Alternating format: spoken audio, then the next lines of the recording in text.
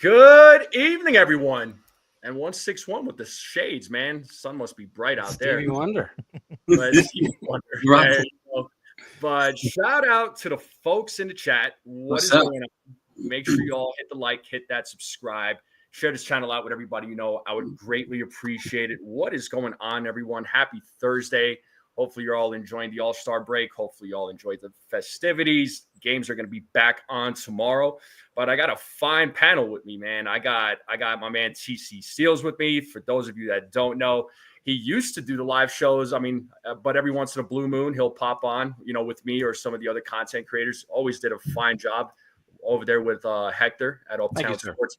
Miss seeing you there, man. But maybe someday you'll be back. Maybe. Love to see you again. We got my man Jason Custodio.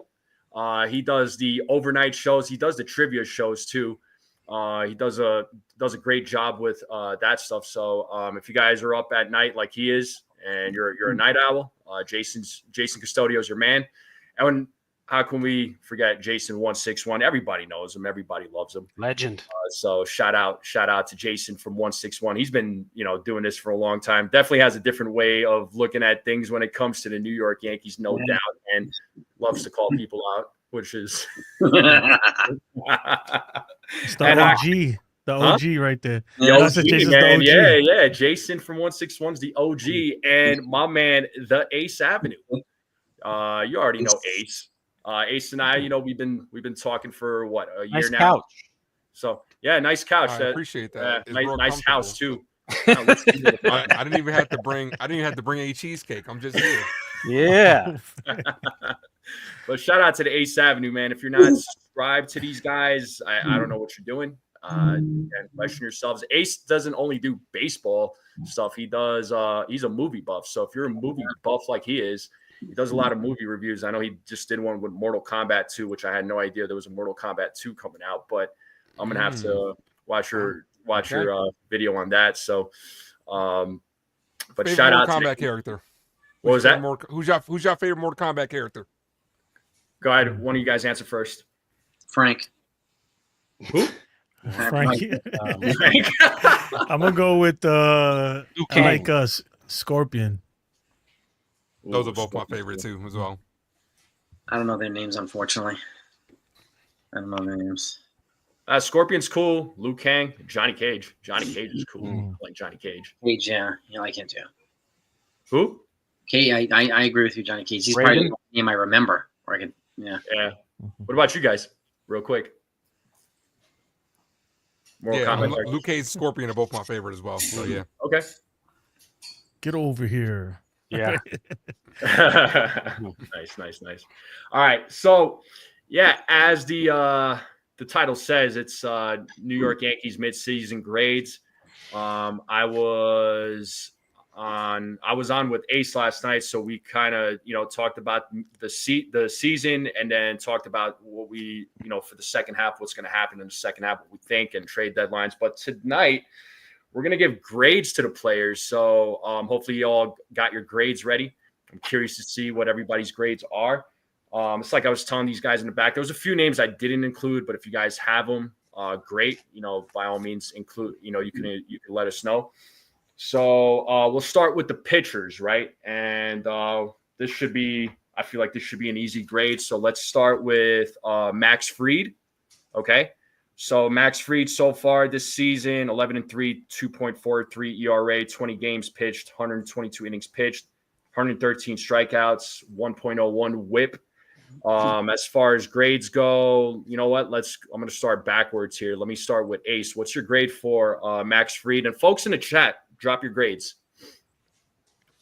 It's hard for me to give Max Fried anything but an A+ in his first year as a New York Yankee.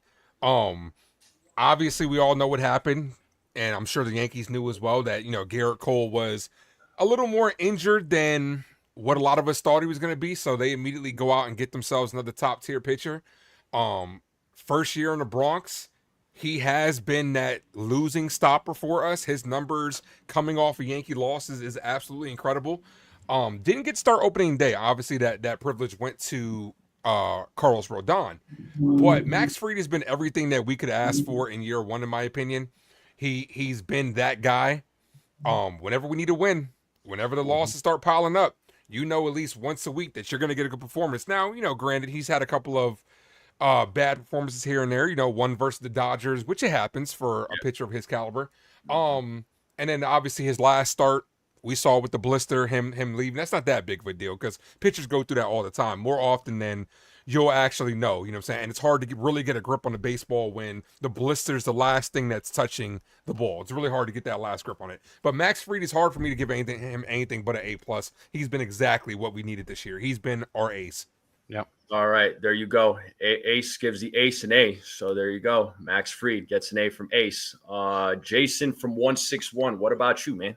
He gets an A2. Nothing short of an ace. He's a stopper of the losing streaks. And he's done everything that the Yankees have needed him to do. And more often than not, he's averaging 1 run earned per game. And that's it. Exception of a couple of – I'm surprised when he gives up more than 1 run in a game. I mean, you have a pitcher that's performing at that level. And he did the same thing. When he was in Atlanta, he took over for Strider and took over that rotation. Like he's doing the same thing here. The Yankees taking over for Cole. So he's done everything that we could have asked him to do and then some. So he gets an A from me too. There you go. An A from Jason. And then what about Custodio? I'm going to give him an A. And the only reason I'm not giving him an A+ is because obviously there's always room for improvement. And his last 3 starts, his ERA was 6.43. Obviously, look, I'm not trying to bash the guy. He's been excellent for us. But, there's still more to see. We still got a whole second half to go. So I'm going to leave some room for improvement. And I'm going to stick with my A for him, which is not bad. No way. So an A from Jason Custodio for Max Fried. What about you, TC? Yeah, I'm going to agree with Custodio. I think there's room for improvement. A is my grade as well. Like you said, the last 3 starts have been a little rough. The blister, it's common with him. He's used to it. Like he's had this problem for a few years. And but I'll tell you what, in the very beginning, his first 2 starts, I was a little worried. I was like, oh my God, what do we got? This is the guy we have as our ace. But pitchers start slow, so he definitely became the ace. And honestly, Snell said it. Without him, we'd probably be 4th or 5th place. I mean, honestly, what has he got? 11 wins, 12 wins. I mean, he's 11-3. Yeah, 11-3 when now. we need a win, he's the guy, and that we can count on. Our pitching is depleted. Our starters are depleted right now, and him and Rodon are just keeping us afloat. And but an A for Max Fried.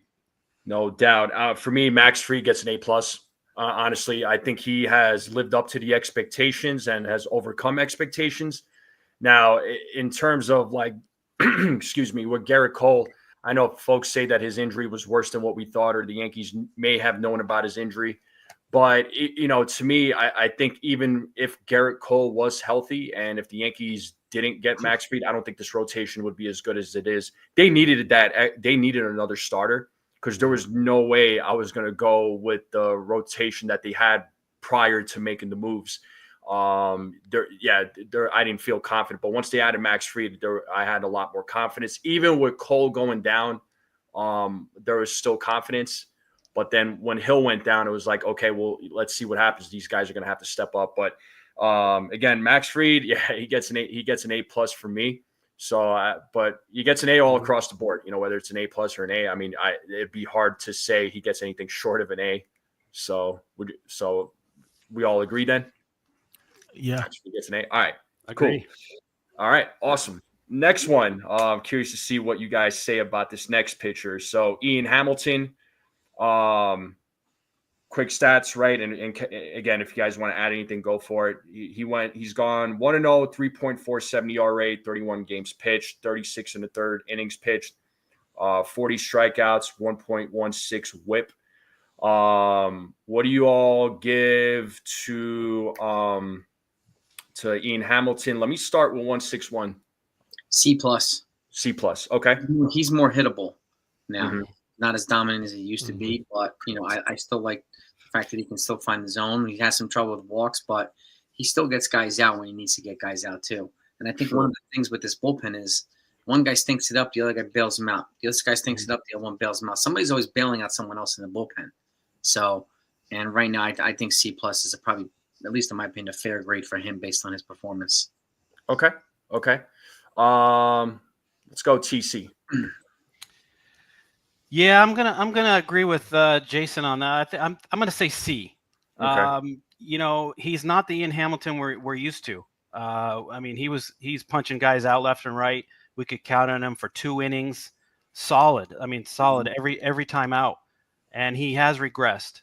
It's unfortunate because I pull for the guy. He's just a hard nosed, just grit, just wants to go out and strike you out. Here's the fastball, hit it, and it's just hard to watch these guys just regress. And but honestly, we need him to be the Ian Hamilton of old. This bullpen is on life support, and we need it. We need it back because we need some guys to depend on. As it's like a crapshoot when Boone goes out to the bullpen and says, "Hey, come on!" Oh, like, oh my God, who's what's going to happen now? So, but yeah, I'll give him a solid C. He's bounced back. His last couple starts or appearances have been good. So, for sure. All right, let's go Custodio. I'm gonna give him a D, and here's why. Even though his last couple outings were better, but he's not lived up to what we hope from him. And also the attitude is just not there. There was a couple plays like the thing that happened with Jacob Wilson. I think that was uncalled for. And obviously that's not performance wise, right? But I'm gonna give him a D. But there is some upside there. There is some upside, but if he doesn't figure it out soon, I think that he should be one of them guys that's on the trade block, in my opinion. Yeah. All right. Yeah. Copy on that. Ace. Yeah, I'm going more like the C-. Okay. A lot of usage out of him this year. A lot of innings thrown so far. And it seems like, you and I both call the games, NFE. It seems like he's always the first guy coming out of the bullpen as well. Already almost at 40 innings pitched. That's a lot. Where he's at 40 strikeouts. Mm-hmm. Yeah, 40 strikeouts. So the ERA is decent. That's because, as of late. So I give him about a C- because there is a lot of room for improvement for a guy that is being used as much as him. Like he could have used a break just as much as anybody. So yeah, I give him about a C-. All right. So C- from Ace. Jason gave a C, right? I give him a D. Oh, yeah, Or I give him a Jason D. from 161. Sorry, I'll be more specific here. All right. So C from Jason 161. You gave him a D, Custodio. TC Steele said C, right? I had a hard time with Hamilton, man, because he's just not that Terminator that we all knew. You know what I mean? You used to be coming out looking like the Terminator. I was debating between C and D. I really wanted to give him a C. I really did, but I feel like he has kind of fallen off this season. But, I think it was TC that said it, like he was starting to come around a little bit before the All-Star break. Mm-hmm. Right now, I gave him a D. Right for now, I give him a D. I think he can improve. Will he improve? I mean, only time will tell. But for me, my grade for Ian Hamilton is a D. And again, I hope he can move that up to a B. If he moves up to a B second half of the season, I will take it. So, all right. So Ian Hamilton, so mixed grades, but he doesn't get an A or a B from any of us. Moving on. Next guy, Tim Hill, 3-2 record, 2.49 ERA, 45 games. He's pitched 43 and a third, 23 strikeouts, a .99 WHIP. Curious to see what your guys' grades are for him. Let me start with TC on this.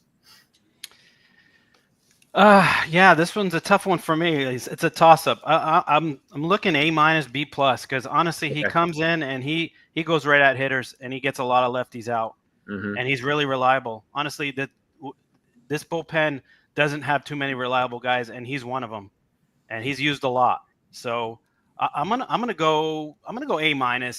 I mean, he's done enough.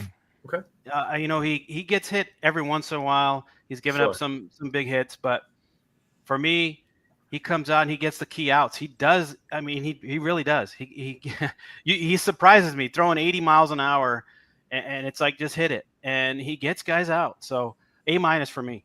Okay, cool, awesome. Custodio. I think I'm gonna go with the A minus, like TC Steals. Okay. Because even though he's not the sexiest name out there, right? But like TC says, he gets the job done. When you look at the numbers, his whip is .99. Opponents are hitting 204 against him. He's only given up 5 home runs. He pitches to contact, and he's a workhorse. 45 games this year so far. 43 innings pitched. I mean, he's not gonna get a ton of strikeouts, but he's like, man, he throws it in there. He's like, he dares you to hit it, and so I think he gets an A minus from me. Okay, dope. All right, so we got a couple of A's here. 161. What do you got, man? B plus. B plus. Okay. I mean, last year he was an A plus when he came here, but I mean, this year I've seen a combination of him either bailing out relievers or needing to be bailed out. So he's dependable, but he's not lights out this year. He's good. Yeah. He's a B plus for now, but I'd love to be able to move it up to an A minus or something like that in the near future. Dope. Okay, so B plus from 161. Ace. Yeah, I'm leaning towards C plus B minus in that area because like Tim Hill, like I said, the usage is high as well. The ERA is a little misleading because we have seen him come in like TC Stills had said, in big situations. He seems to be the second man out of the bullpen outside of Hamilton. He has come in big spots, but we have seen him give up a big hit to be able to, even though those runs aren't tacked on to him. So I think he is a guy that Matt Blake was able to get a lot out of. I was one of those people that wanted Tim Hill back. So I'm probably leaning towards a B. A B? Okay. And I give Tim Hill a B as well. Because early on in the season, he was struggling, but he did turn it around. And, every time he came into the game, after he, made his improvements, he was pitching quick. He was ready to go. He was just laser focused. He was getting guys out. I know he's given up some big hits, but he's also gotten out of some jams too. So, I am definitely giving Tim Hill a B. He gets a B from me. So, sounds like he's getting some pretty high grades from all of us, Tim Hill. All right, this next guy pains me, man, but Jonathan Loaisiga. So 0-1, has a ERA just over 5, 22 games pitched, 23 and a third innings pitched, 22 strikeouts, a 1.33 whip. I don't know. I mean, it's too bad, man. It's like, because this guy's never been able to stay healthy. I was looking forward to him coming back. He's looked good in a few games. I mean, I'll just start this off, man. I give him a D. So I give him a D, and then let's go TC. Yeah, I think I'm with you on that. Frozen. Did he freeze? All right. We'll wait for him to come back. So yeah. We should frame that right there. Right. Their ace. That one. For me, for Johnny Lowe, I'm going low. For Johnny Lowe, I got to go to D route as well. You know what I'm saying? Yeah. Like, we brought this guy. The only thing that's not stopping him from being an F is because the contract isn't that crazy. We brought him back for kind of cheap, and he's given up the most home runs that he's given up in his career, and he hasn't even pitched. The injuries are a thing that at any point in time we know can rear its ugly head. So it's hard for me to give him anything like a C or higher, C minus or higher. So, and he's just looked terrible, and the attitude as well. You know what I'm saying? Like, he's a guy that I like to fire, but sometimes you got to keep it together. You know what I'm saying? You got, especially considering all things considered. So I give him about a D. Yeah. So I gave a D. Ace gave a D. What about 161? C minus. C minus. Okay. He still has his big moments, but he's definitely more hittable now. But he comes up and he gets some big outs when he needs to. So I like to give him the benefit of the doubt of that. But he's much more hittable than I've ever seen him be before. So in that respect, I give him a C minus. All right, so C minus from 161. TC, what was your grade? I think you were about to say your grade for. Yeah, Loaisiga. sorry about that. I don't know. No, you're good. Glitch in the matrix there. I was going to say a D. Okay. I'm on the borderline of an F, but Yeah. it's just another one of these guys. Just sad to see the regression. I mean, I was so happy to see him come back. I mean, we were all pumped, like, oh, we got Loaisiga coming back, we got Devin Williams, we got, Weaver, and he's totally disappointed. Mm-hmm. I mean, his stuff is hittable. It's very hittable. It's just sitting on our plate for the guys to tee off. There's no bite. There's no nothing. There's nothing on his fastball and his cutter. The changeup. It's just flat, and it's sad to see because I love this kid. Yeah. And we don't want to see these guys just regress so bad like this. I mean, it's just we've been pulling for these guys for years. He's one of the guys that we love to see come in, and. But unfortunately, the injuries and it takes its toll, and he just doesn't have it anymore, unless Matt Blake can fix something. But I don't know. I just think it's he might be just done with. He's had too many injuries. Yeah. So for me, it's a D. Yeah, health's been a big issue for him. Or else, when he's on his game, he's on his game. True. When health is not an issue. But yeah, man. Absolutely. And Custodio, what you got, man? Is F plus a thing? Is that a Sure. thing? No. We can make it a thing. I would make it a thing, man. I'll give him an F plus. Okay. And the only reason why, right? Yeah. I've lost all confidence in him when he comes into the game. His strikeouts are there. Mm-hmm. Like he's averaging like a strikeout per innings pitched. But like you guys said, man, he's been very hittable. And the reason why I give him an F plus is because he's supposed to be one of our high leverage guys, man. He's a guy that we need to be able to rely on. And he just hasn't been that at all. Lately, he's been giving up home runs. I know Ken in the chat said he's lost depth in his pitches. I don't know. I just expected more, especially after he's been hurt for the past few years, and we've been kind of waiting for him, like expecting him to be this dude in the bullpen, and now that he's finally healthy, he hasn't lived up to it, and it's a big disappointment to me. All right, so first F given out, and that was by Custodio. Nice. Yeah. Might not be the last. So, what was that? Might not be the last F we give some of these. Might not be. I'm curious. Yeah, as we go down the list here, man. I give him an F plus. That's good. Yeah. No, that's not good. No, that's Do you guys think that that's second half of the fair. season, he'll make improvements? You think he'll improve, or is there really no hope? Like, what do Can you it guys get think? any worse? If we get enough relievers, we get What was a couple good relievers at the deadline, it leaves room for him to improve. Okay. Yeah. So that's my guess. I've been thinking he's been picked. Maybe he has some injuries that he don't want to mention, due to the fact that he's been hurt the past few years. He's obviously on a 1-year deal, so he's looking for another contract at the end of the season. Mm-hmm. I don't know. It's just something's off with him, in my opinion. But I rest my case. Yeah, no doubt. I think I think it's a club option for after the season, if I'm not mistaken. I think there's an option there.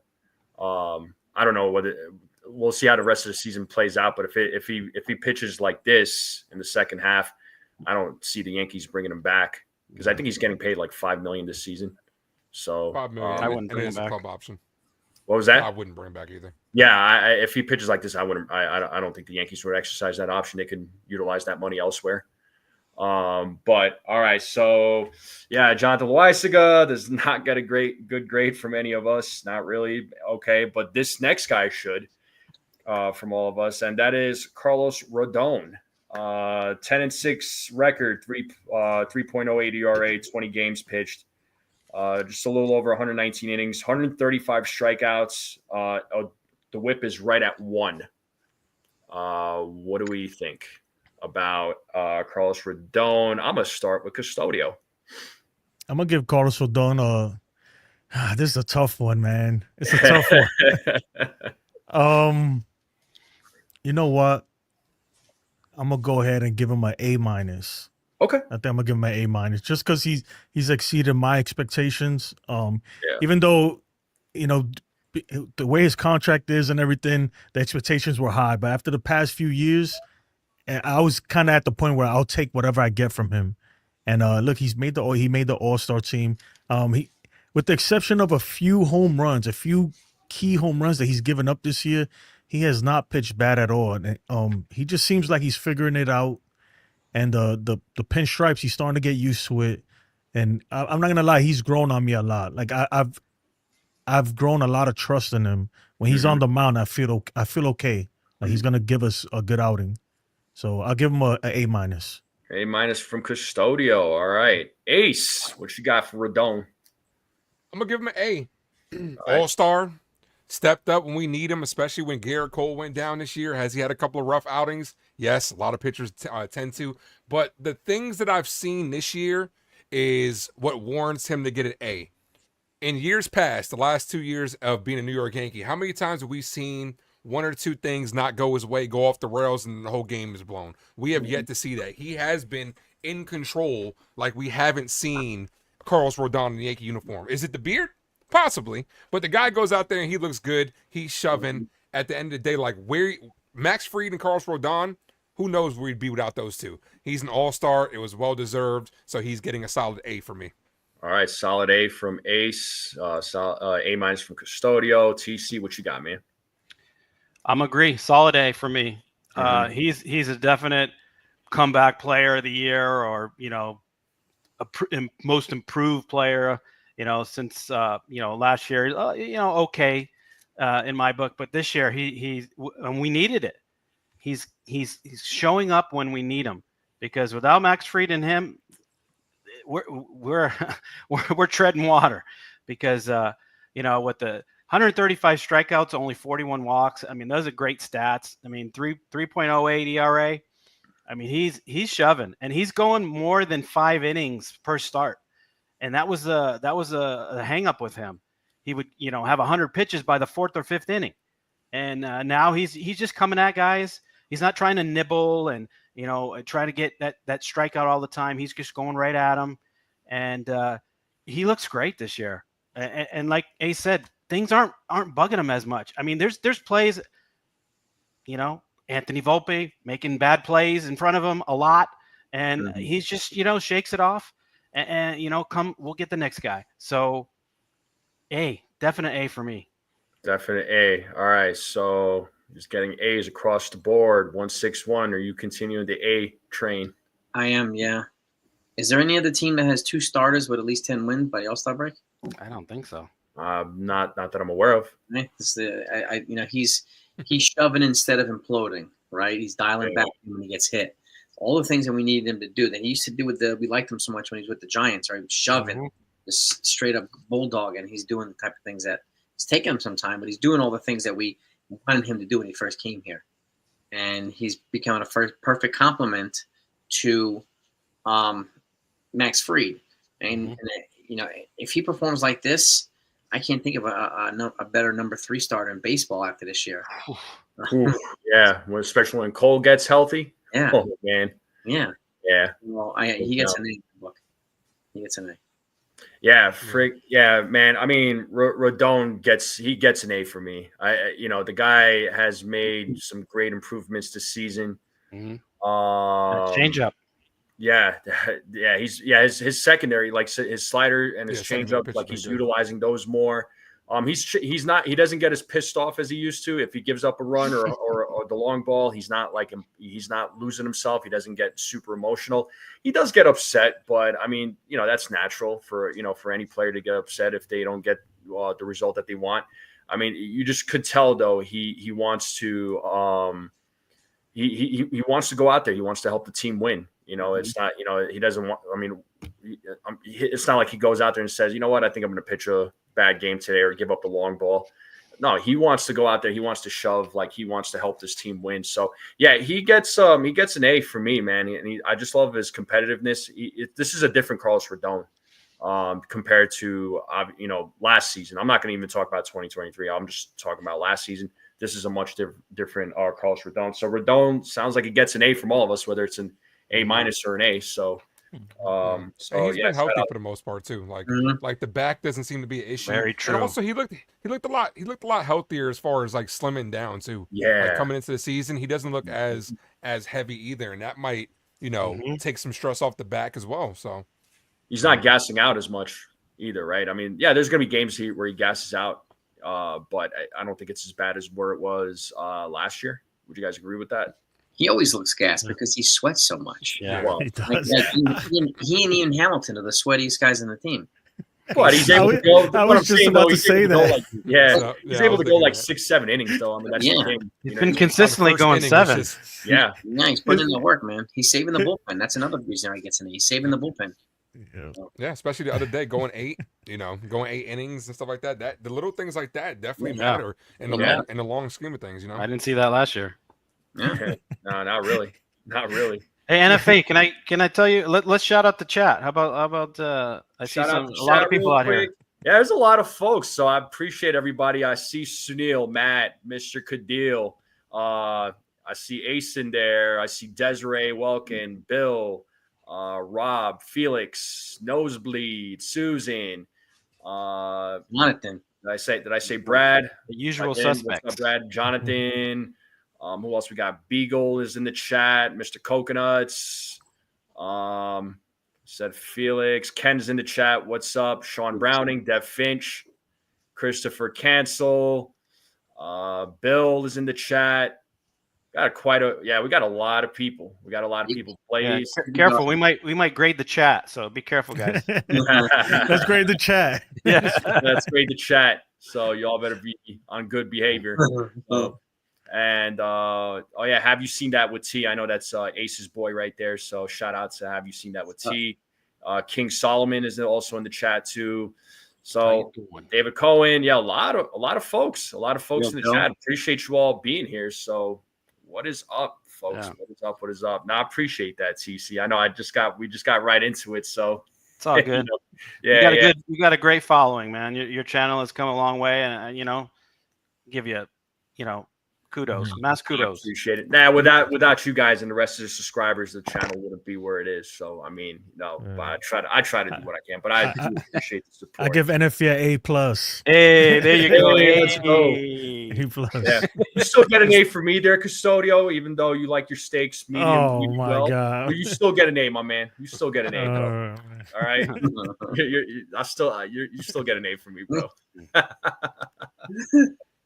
Oh man, you started the steak war, man. No, I'm just kidding. All right. Let's get back on track here because we're gonna we're done. We might fly off the handle. So, Will Warren, I'm curious to see what your guys' grade is for Will Warren.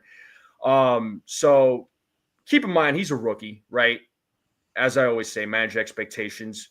But 6-5, 4.63 ERA, 20 games. He's pitched just a little over 95 innings, 112 strikeouts, 1.42 WHIP. The thing is, Warren, he's shown up in a lot of games, and he's pitched well. Yeah, there's been a few bad outings for him, but keep in mind he's gone up against teams with a lot of experience, right? The Dodgers being one of them. So there's games where you can't really fault him too much.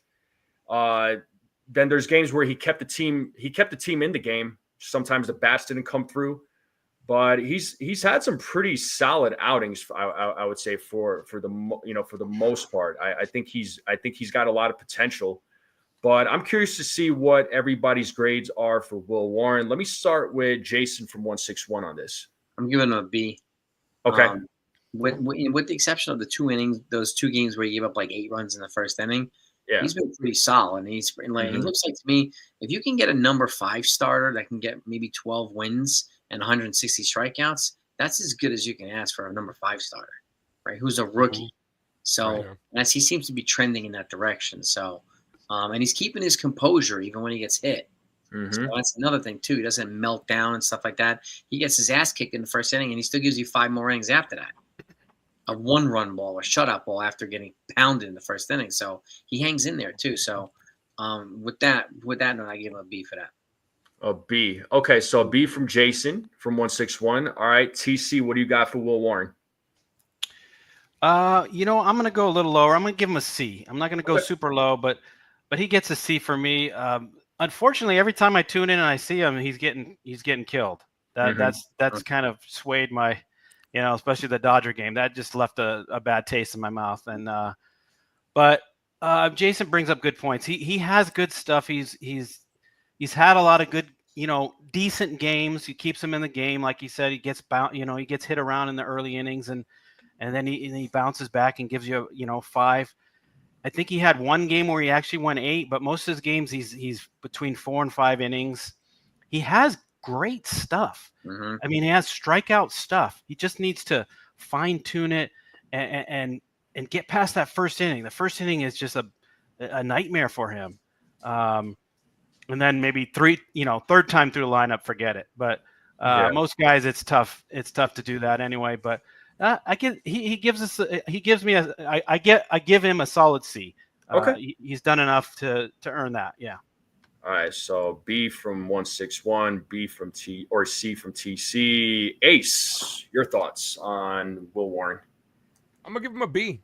Okay. All things considered, I have been very impressed with the strikeouts. He's 27th in the league with 112 Ks. At one point in time, he was leading rookie pitchers in strikeouts, considering like he doesn't have overpowering stuff. Do I wish that he was up there and threw a little harder, like 96 to 98? Absolutely. But he has to go up there and just pitch. I do believe like he's topped out a couple times around 94, 95, but he kind of sits within a 93 range. So you have to have good secondary stuff, and he does. So I have been impressed with him, especially considering, like Jason just said, he's a fifth starter.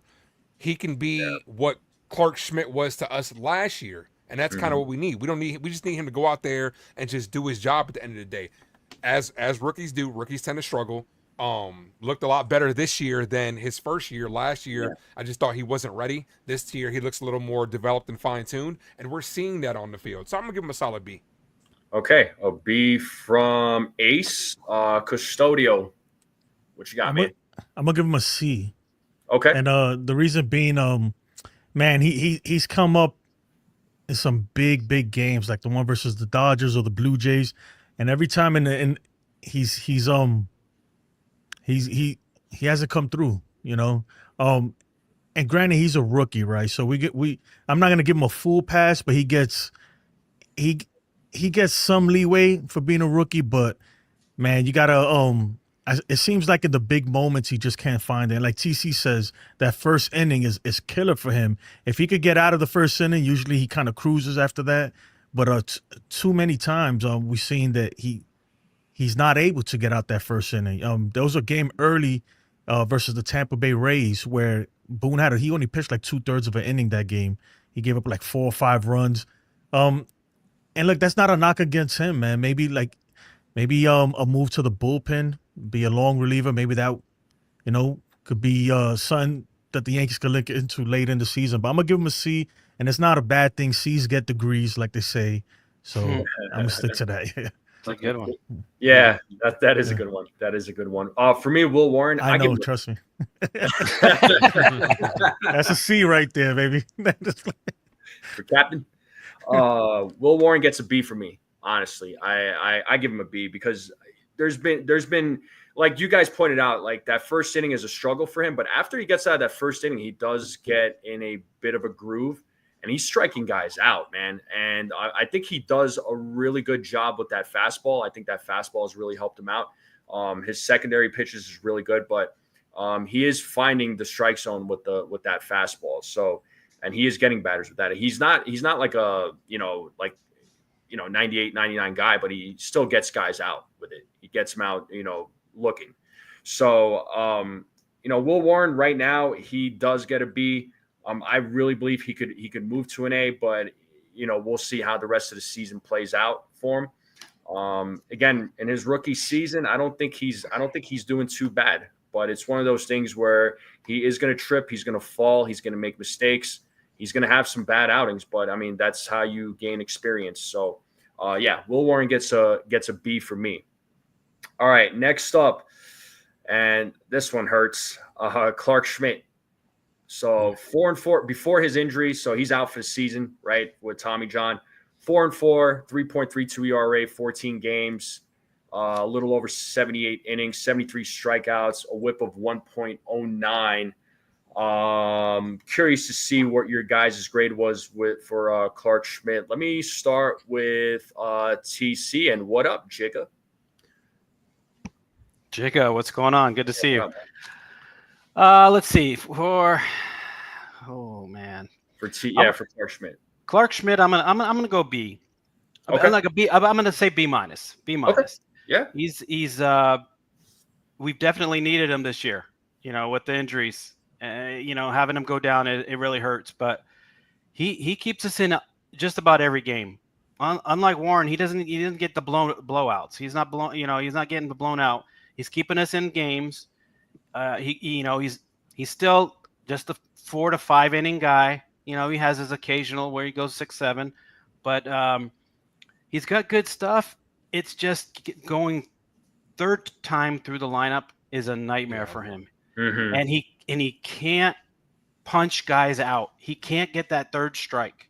He gets 2 strikes right away, and he's nibbling, and he's just all around the plate, and he walks too many guys. That's his thing.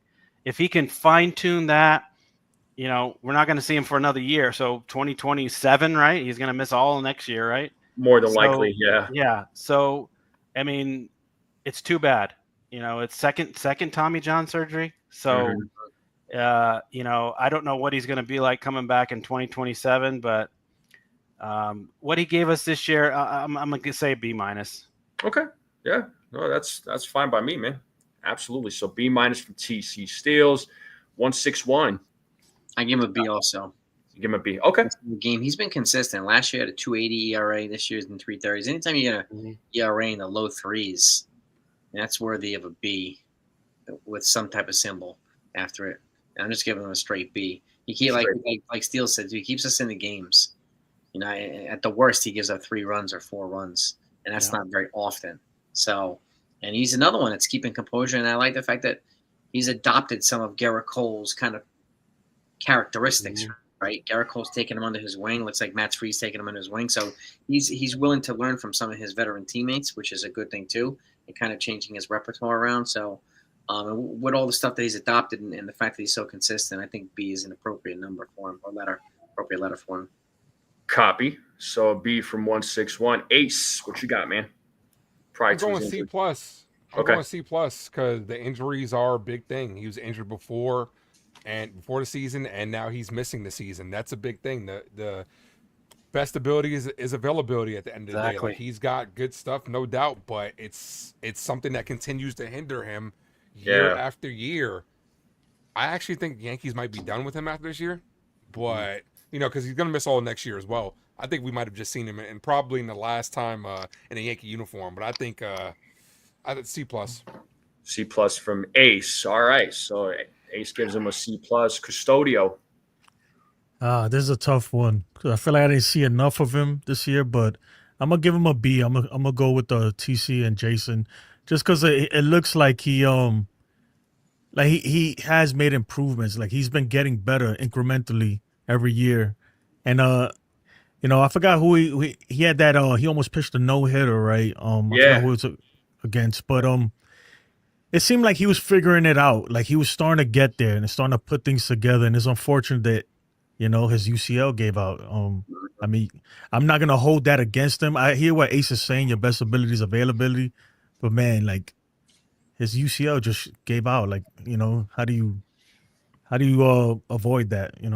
I don't know. Yeah, my B. So you go in B. Okay. I mean Schmidt. To me, I think prior to his injury, the guy's been in some of these games compared to last year. He's been pitching over 5 innings because remember last year he had a hard time getting out of the 5th inning. That was a big struggle for him. And at this season, you've been seeing him go 6-7 innings. I think in that game that he was pitching a no hitter, did he go 7 or 8 in that game? But you didn't see he wasn't going 6, 7, 8 innings often last season. That was never a thing. This season he's been a workhorse prior to his injury. Unfortunately, UCL injuries it's just been an ongoing problem for just pitchers in general. So, it seems to be all too common now, and it sucks, man. It's sad. But for me, Clark Schmidt gets a B for me prior to his injury because I feel like this season he was he was pitching so much better than where he was in 2024. And I was a little bit worried because there was some of those tweets that I saw that he had a hard time recovering in between starts. So that did worry me. But man, God, I wish he wasn't hurt. But prior to his injury, though, I definitely was giving him a B because I liked what I saw from him this season. But all the best to him, man. Like Ace said, I don't know if he'll be with the team next season. They might non-tender him. Or not. It was TC. Ace said it. My fault. Ace said it. But I don't know what you guys think. Do you guys think he'll be on the team next season? What are we? Well, no, he's gonna miss. He's gonna miss. Yeah, he's going to miss next season. Yeah. The year after that is his last year arbitration, but with the guys that we have in the rotation, like, does he really have a spot? Yeah, I know. So that's a tough one. I don't think so. Yeah. Let me ask you guys something, and this Sure. is hindsight is 2020. Sure. Knowing what we know, and Clark Schmidt ended up getting hurt pretty much a start and a half later. Would you guys have left him out there for that no-hitter, 103 pitches? Because in my opinion, it's kind of one of those things where it's like you kind of got to be in the moment. I know why Boone pulled him because of the risk of a potential injury, but pitchers' arms like that can get thrown out. I'm all for it. You got to let the guy go out there and make history. Where do you guys stand? So I'll start on this one, man. 103 pitches. It was one of those things where I'm like, man, do you leave him in there because he has something great going? We're about to witness history here, but 103 pitches. I don't think has he ever pitched 103 pitches. That's the question. Has he ever reached that kind of level? I don't think. Not that I recall. So that's a lot of pitches for him. I think. I think Boone made the right decision to pull him out because what if he did sustain an injury? What if it did happen? Because then we would have been. Then all of us, right? We probably would have been on Boone's ass about, hey, why'd you leave him in there? And then it was just going to be a criticism towards Aaron Boone. In this case, I think Boone made the right decision because you got to protect the player. I know we got history, right? I get that, but I think protecting the player is important here. I think the Yankees already knew that something was lingering there. There was no way they were going to let him pitch that many pitches. I'm not going to say that they knew that he was going to his UCL was going to give he was going to need Tommy John surgery or anything like that, but they knew something was wrong because if you remember when he first came back off the IL, he had missed a start. They had to push him back a day or two, and the excuse was because his side. They never was really clear, like his side of what? His side of his arm? Was it his rib? Was it his leg? They just said his side was feeling sore, and it was like right before the game. So I already knew something's going on with Clark Schmidt. I didn't know that it was going to be that, but I think that they knew that, he was, like they say, he wasn't recovering. They knew, we give the Yankee doctors a lot of crap, but they're pretty good. Yeah, I like to think. Yeah. What about TC and 161? Like, what are your guys' thoughts? You guys think Boone should? Well, I mean, how often do you get to that point where you have a no hitter going in the seventh inning? I'm on the side of go for it. Let the guy go until he gives up a hit. I mean, the days of, Nolan Ryan and not caring about how many pitches these guys pitch complete games, 150, 160. I think David Cohn said he pitched like 170 or something. I mean, I understand he has, he's injury prone, but you got to let the guy go until he gives up a hit. That's what I say. I say scrap the pitch count when it's something like that. I mean, they were already up. I think it was 5-0, right? I think they had a good lead. They were up, yeah. Yeah, so they had a good lead. I'm for just give the guy a shot at it. Okay. What about you, there, Jason? If it was a perfect game, not a no hitter, okay, I would come in on an at-bat basis. Okay. Okay. That's a different approach. And then if you walk somebody, I would have taken him out immediately. Perfect game, I'll treat it a little bit differently than a no-hitter. Okay. I could see that, because perfect game is a different story. I mean, it's a perfect game. But, again, I'm sticking with my gut here and still saying I'm taking him out because again, 103 pitches is still a lot, and especially for a guy like him, because I'm always, Boone. I mean, I think Boone made the right decision to take him out because I'm just like, yeah, if he got hurt, forget it. That would have been we would never hear the end of it. Yep. But all right, so Clark Schmidt gets a B, except Ace I think gave us C plus, right? Mm-hmm. Okay, cool. This next guy, so he's also hurt, but I feel like he's been solid out of the bullpen. Fernando Cruz, so 2-3 record, ERA just at 3, 32 games pitched in 33 innings, 54 strikeouts, a WHIP of 1. So let me see what your guys' grades are for Cruz. Let me start with Jason from 161. I give him a B. Okay. It seems as if almost every time he goes out, he strikes out the side or strikes out 2 guys. Mm-hmm. Yeah, he's averaging like 15 Ks per 9.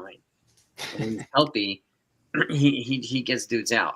And he's had a little issues with walks, so that's why his grade's not higher in my opinion. But he's not getting hit very often. He strikes out a hell of a lot of guys, and he's taking some of the load off of some of the other bullpen guys. Like if they need him to go more than an inning, he can go more than an inning, which is why I hope but when he comes back, I hope he stays healthy. He's that type of guy, so I give him a B. So B from Jason from 161. TC, what you got, man? Yeah, I agree with Jason. I'm gonna say B. I'm gonna go a little high. I'm gonna go B plus. Okay. Because a lot of times I see him, he has to come in and bail guys out, and he strikes out the side, or he strikes out multiple guys. I mean, he's had his games where he just didn't have it, but it's very rare. I mean, he strikes out a lot, like you just said, 15 per 9. That's crazy. Crazy. And to have a guy out of your bullpen, we don't have enough of those guys. We need strikeout guys coming out of the bullpen, and he's one of the top guys. And he's high leverage situations. Yep. Him and Weaver and Devin Williams are just about it that we have now. And missing a guy like that in the back end of your bullpen, it's tough. But I've liked what I've seen. I mean, that splitter is filthy. That's it's just unhittable sometimes. It's him and Devin Williams. It's just a joke. It's like you're swinging at air. I don't know, but it's tough to see him go down and miss multiple weeks, and he's going to be out another couple weeks. So, but B plus for me. So B plus from TC. All right, Ace. Same. I'm gonna B go plus? B plus. Okay. I don't think it's a coincidence that our bullpen started scuffling the second he started getting hurt. Yeah. Like, he was a mainstay in the bullpen, a guy that was a good bridge to the 2 closers, Weaver and Williams. And that's a good guy to have. That splitter is disgusting. It falls out of the zone. He was as good as advertised, and we got him for nothing. Like, Jose Trevino's having a good year over there, but we didn't need him. But yeah, he has been good. And, obviously his first time coming off an injury, he kind of was getting hit around. Definitely think that obviously he was kind of forced back, but hopefully when he comes back, that maybe with a couple of other bullpen arms, it can kind of stabilize this pen. But he's definitely a guy that we need. I'll give him a B plus. Okay, a B plus from the Ace Avenue. What do we got from Custodio? I'm gonna give him I'm torn between an A and A minus. I'm gonna give him an A. And I'll tell you why, because man, he was not supposed to be this good, right? Nobody expect him to be this as an important piece of the bullpen as he is right now. The guy, I hear a lot of people in the chat saying he walks the world, right? And he gives up too many walks. I mean, in reality, he's given up 14 walks in 33 innings. That's not too shabby. His whip is 1.0 on the dot. Opponents are batting 167, and he's bailed out a lot of the bullpen this year, like TC said. And for a while there, when Devin Williams didn't have it figured out, right, he was the guy, man. He stepped up huge. I think, I mean, just based on he's done his job and he's exceeded everybody's expectations. So I'm going to give him an A, I mean, don't make me regret it, Fernando, please. Well, we'll revisit this in the off season and then see what you have to say, man. We'll do this in the off season and get a final grade here. So for me, Fernando Cruz, I'm going to give him a B. I'm going to give him a solid B. Cruz, I actually was confident that this guy was going to pitch well. Because I remember when Cashman made the trade, I saw highlights. I'm like, this dude has some filthy stuff. And that was a brilliant trade, actually, by Cashman. If there's something that Cashman does really well is finding good pitching. And he gets these names that we've never even heard of. And next thing you know, these guys are killing it out there on the mound. I mean, kudos to Matt Blake on the job that he does. But I give Fernando Cruz a B. He's just been, prior to his injuries, dude's been filthy. I mean, he's had a couple of bad outings. I mean, again, it happens, to all pitchers, but I think he's been solid. And when he got hurt, I was like, I'm a little worried about this bullpen right now. I'm a little bit worried about this bullpen right now. So he gets a B for me, and I hope he works up to an A, and hopefully he stays an A for Custodio there. So can I say one more thing about Fernando too? I think he's one of those guys who may have been a little overused too early on. I would agree. Yeah. We'll see though when he comes back what he does. I agree. Yeah. Awesome. All right. This next guy, I don't know if you guys had a grade for him. I did, but that is Yury Delos Santos. So he's hurt, right? But 0-0 record, 1.80 ERA, 14 games, 20 innings pitched, 13 strikeouts, but the whip is a 1.70. What do you got there, Custodio? Man, I didn't see enough, but I guess I'll give him a B minus or C plus. The whip isn't there and everything, but he has, if my memory serves me correctly, he did eat a lot of innings when we needed innings. At some points, and that was his job. So he did his job, I guess. Opponents are hitting 278 against him. That's not great. I think I'll stick with what I said, C plus or B minus. You said B minus or C plus. You were like, I'm in there somewhere. I'll go B minus. Why not? B minus. Okay. Generous. B minus. Okay. Ace. I give him a C. I mean, he had 8 innings. He wasn't as good as his ERA because we know, not much to talk about when it comes to him. He was a guy that, like I said, was able to come in and give us some efficient innings. So I'll give him a C. Okay, C from Ace. TC. Yeah, I'm gonna go with a C. He's just average, He's just innings eater, not too many high leverage situations. He's got good stuff. He can strike guys out, but I've seen him get hit around too much. The games I've seen. Does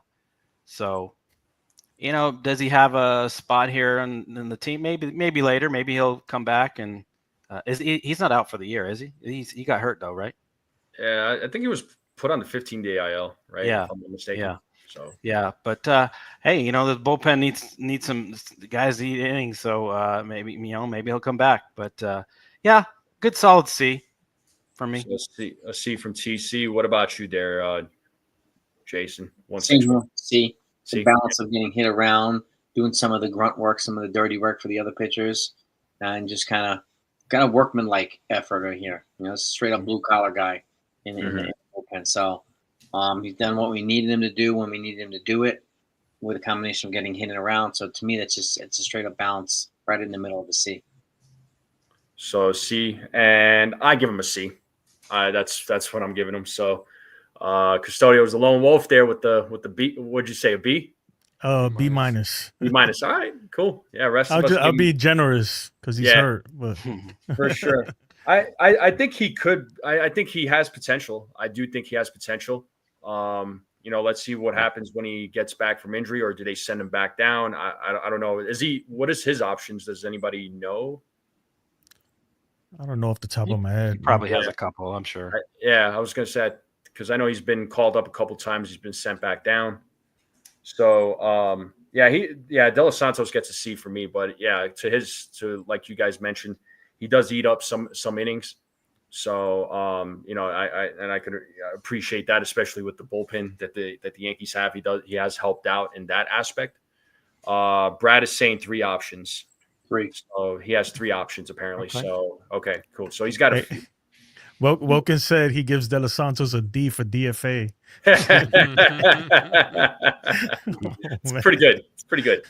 That dude's hilarious. That's funny. All right, this next guy, I'm not expecting high grades from any of you, but if he did, I'd be shocked. Mark Leiter Jr. 4-6 record, 4.46 ERA, 34 1/3 innings pitched, 46 strikeouts. That WHIP is 1.57. Let me start with TC on this one. A+. No, I'm just kidding. In the postseason last year, I'd give an A+. Yes, yeah. He did bail us out. This year, he's kind of regressed and kind of come down. I'm borderline B- C because he's the first guy. I mean, out of the bullpen, I see almost all the time. I mean, he's Boone's guy. Give me Leiter. That guy's in every single game, and he has games where he does get the outs and he bails pitchers out, gets that ground ball, double play. But I've seen too many times while he walks way too many players.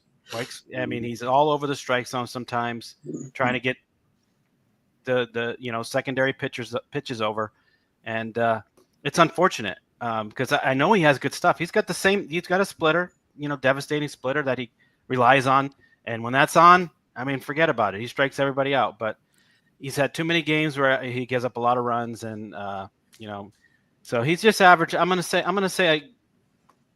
Benefit of doubt, I'm going to give him a B-. Okay. Just because he's in a lot of games. He's there.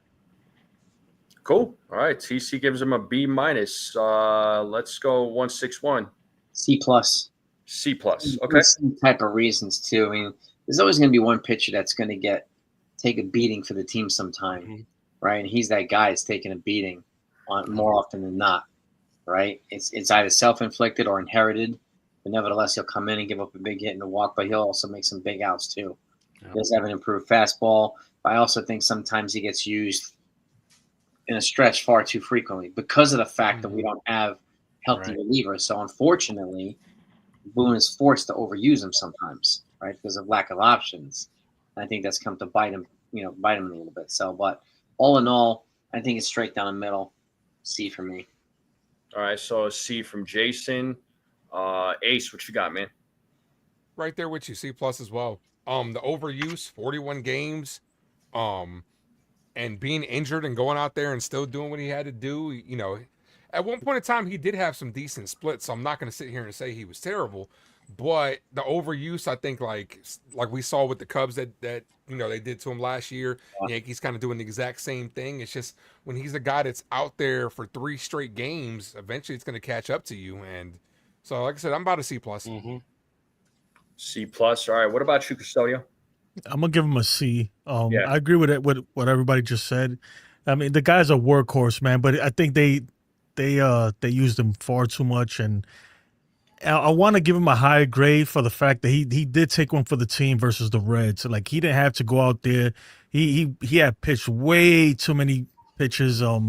Pitching 2 games in a row and then going I think he pitched 2.5, almost 3 innings that second game, and then he ended up. That's how he ended up hurting his his shin or whatever it was. I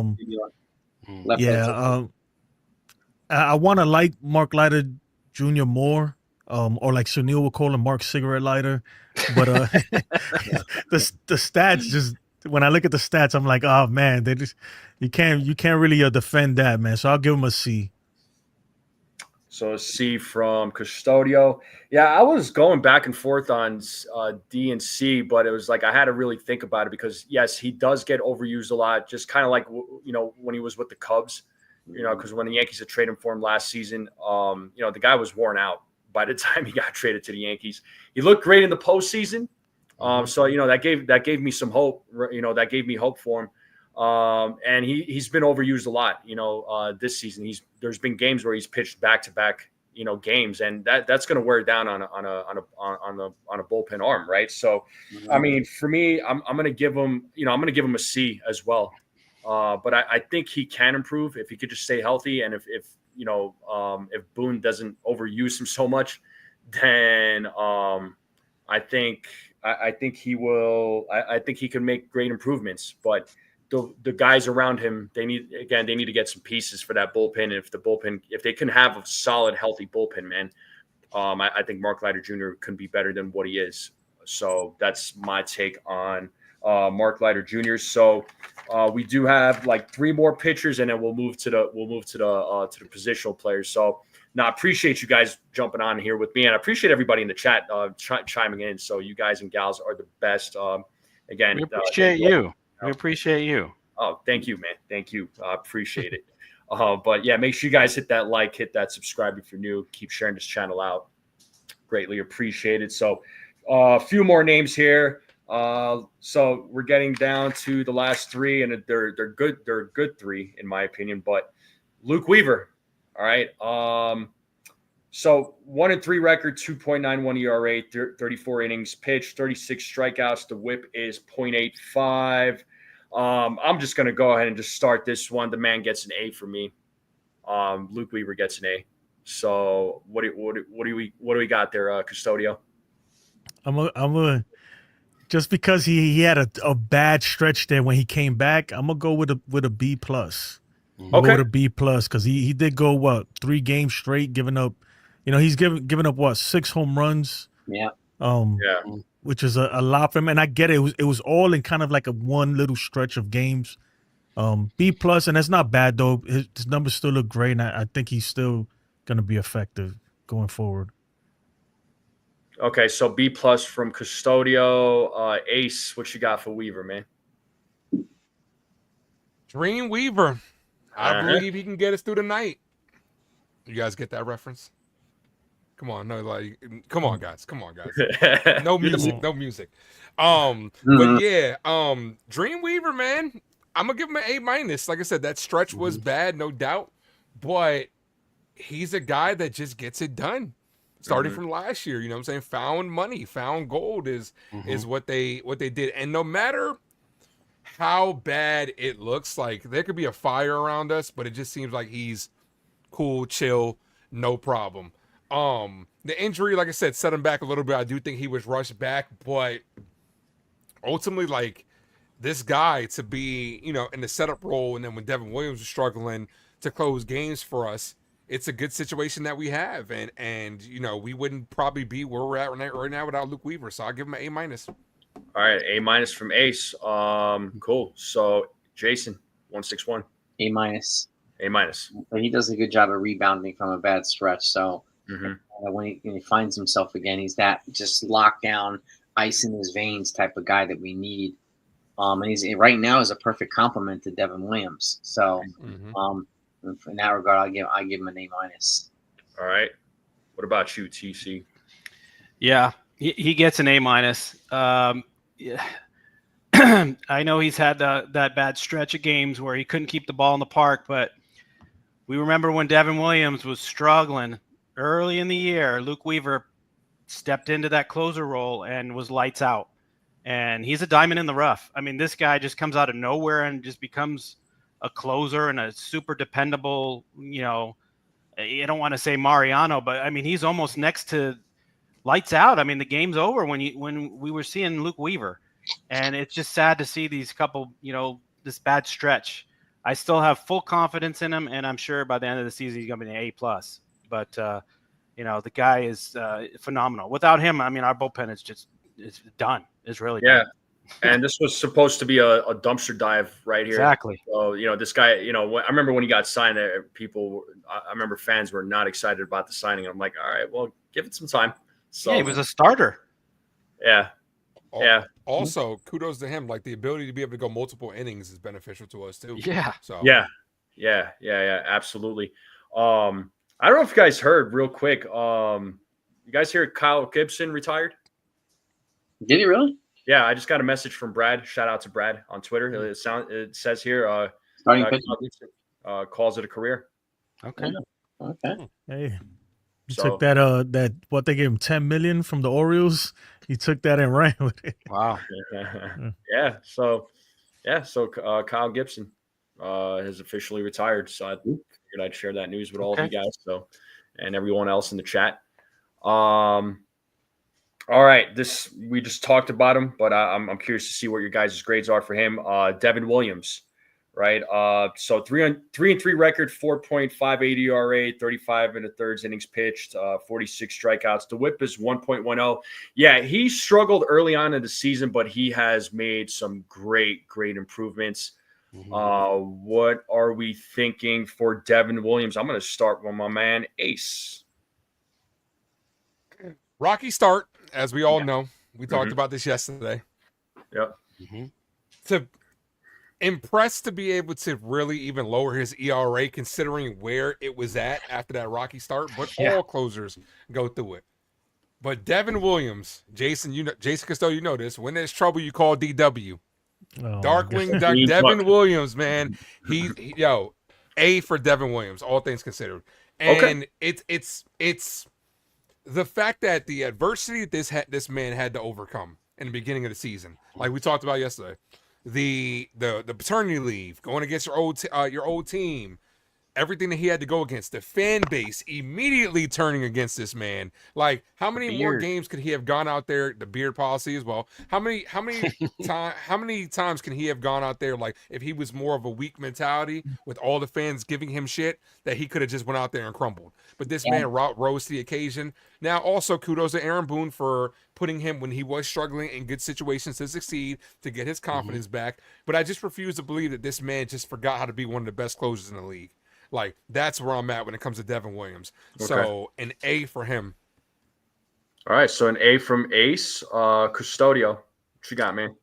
I'm gonna give him a B, man. I know I'm gonna get a lot of stuff. I'm gonna get a lot of hate because he has pitched great as of late, right? But I cannot negate the fact that that rocky start was really, really rocky, you know. And I think that he's gonna be but when it's all said and done, he's gonna be an A plus, right? But right now, for me, I'm gonna give him a B because man, there was some games there.